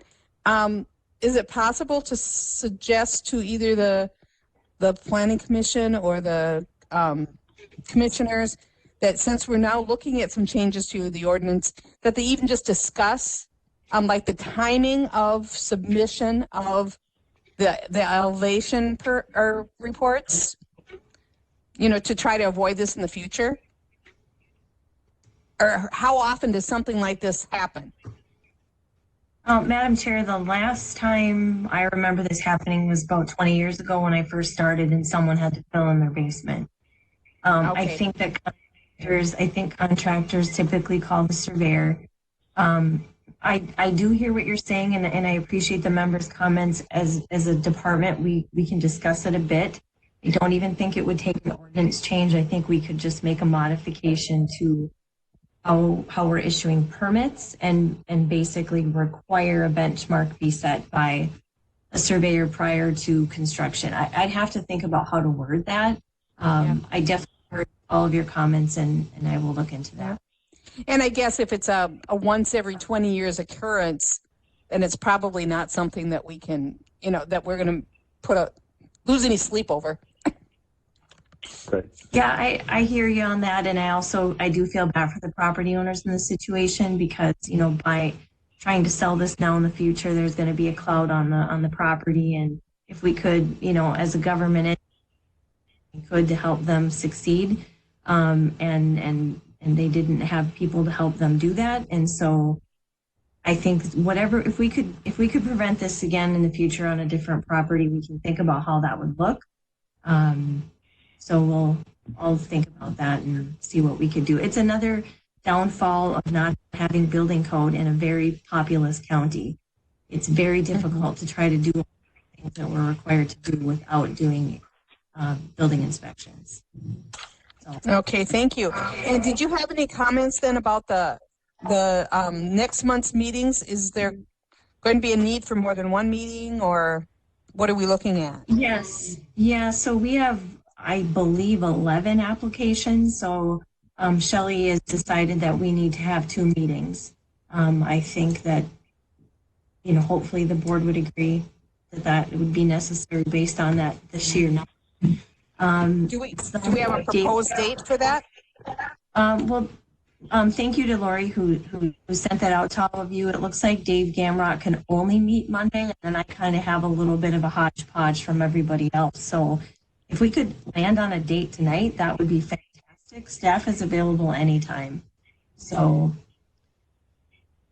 I know Jason Crone has other commitments, and so he can make the Board of Adjustment meeting the regular night, but not an additional. And it looks like Dennis says prefers Tuesday. Mike is Tuesday, Wednesday, but can make Monday work. And for me, in Painesville School Board, we have our Tuesday meetings that last month, and as a pastor for Lent, Wednesday just doesn't work, so Monday would be preferable for me. And any day is fine for me. Okay, well, it sounds like Monday is a good choice. So it's Monday of that same week, correct?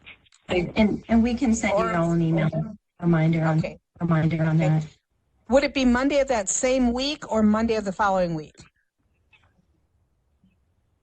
Let me check. I think it's Monday the same week because Same week. I have we have the ordinance committee meeting, I believe, which would affect some of our membership. It would be the 22nd. Okay. 22nd. So 3/22. All right, thank you. Any other questions or comments before we adjourn? Staff have anything additional for us? No, I see their head shaking no. All right, do we have a motion to adjourn? Madam Chair, I actually have something. I do have something to add, or just a comment, and I only bring it up because you had another application on the shore impact zone tonight. We are receiving many calls on the variance that was granted for the Ossendorf property on Big Birch Lake. So just because you guys don't always see kind of what happened afterwards, just know that there's a lot of public concern with how that structure is shaping up, and we obviously the Board of Adjustment's decision and explain and rationalize why it was granted. But I just wanted to share, for what it's worth, there's a lot of public concern on that one that we're forwarding in the office right now. Which one was that, Angie? Ossendorf. On Birch Is that the one with all the trees, or which one was that? No. No, it was on Big Birch Lake. It was a new structure too close to the property line. And the lake. The one with the lot coverage. The garages, and that they had the engineered stormwater. That one. Yes, correct. Okay. Too big. Yep. Angie, was that the one from last week? A couple months ago, I think, wasn't it? Okay. Was it? I think it was one of the ones where we had a special session in October or November. Okay. Yeah, I think it was a few months back. I'd personally be interested to hear some of the feedback because, I live in town, so hearing that kind of feedback will help me make better decisions in the future too, to understand what folks are complaining about, at least from my point of view. Sure. Yep, we can put something together for you on that. So my question is, So that was obviously in Stearns County, Big Birch Lake. I'm pastor at Gray Eagle UMC, which is right on Big Birch Lake as well. So is that right on the edge of Stearns where they were at? Yep. I'd have to pull up the packet, Jacob. But yes, you're right. Big Birch lies in two counties, so there's always that. It's pretty close to the county line, yeah. And Angie, if you put together a packet of, what some of the comments were, we don't necessarily need people's names, but sometimes it's nice to know if the people that are calling and complaining, are they people who live near this location, live on the lake? Are they somebody that lives on the other end of the county or another state? Or, sometimes we'll have neighbors and relatives of people that will kind of recruit people to complain. I'm sure you sometimes experience that. So it's kind of nice to know just a general area of where these complaints are coming from. Sure, fair enough. And I was just, Jason, I know you said earlier that the property owners next could, comment during the public comment period and stuff. And I think a lot of people are more than willing to step up and make a comment. But there are a number of people who, for various reasons, don't want to get on the wrong side of a neighbor. And so they don't say anything. Yeah. And so I do think that we have to kind of take that role, of looking at the neighboring properties as well. And if we didn't get it quite right on Big Birch, it would be good to understand, what angles did we miss on that process or in that process. Yeah, well, I think that's fair, Dennis, too. I mean, I appreciate I got where you're coming from on it. And a lot of these are tough, you sit there and if they were easy, all of them, there wouldn't need to be a board of adjustment. There's a lot of different ways to look at this stuff. So I appreciate people's opinions. Yeah, it looks like it was November 5th was when we had them. So the November 5th, we did the special session. So they were the third item on the agenda.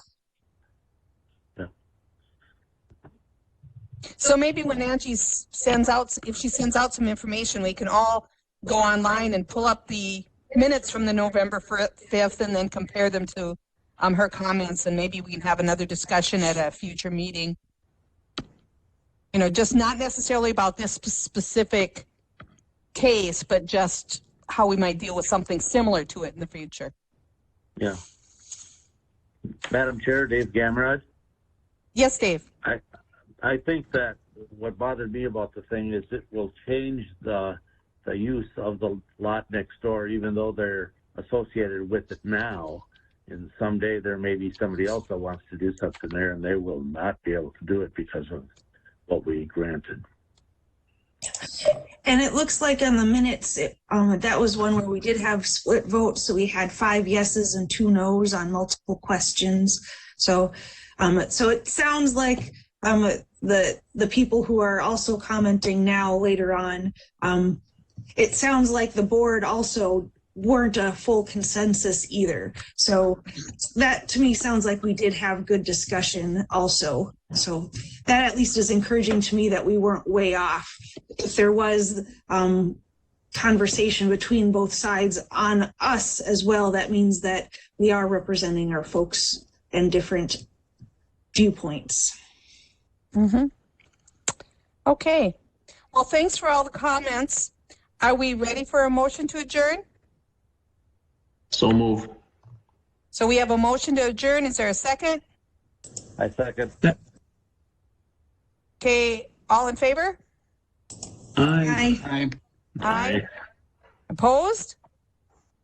So that means it's good evening, everyone. Have a safe trip home. Bye.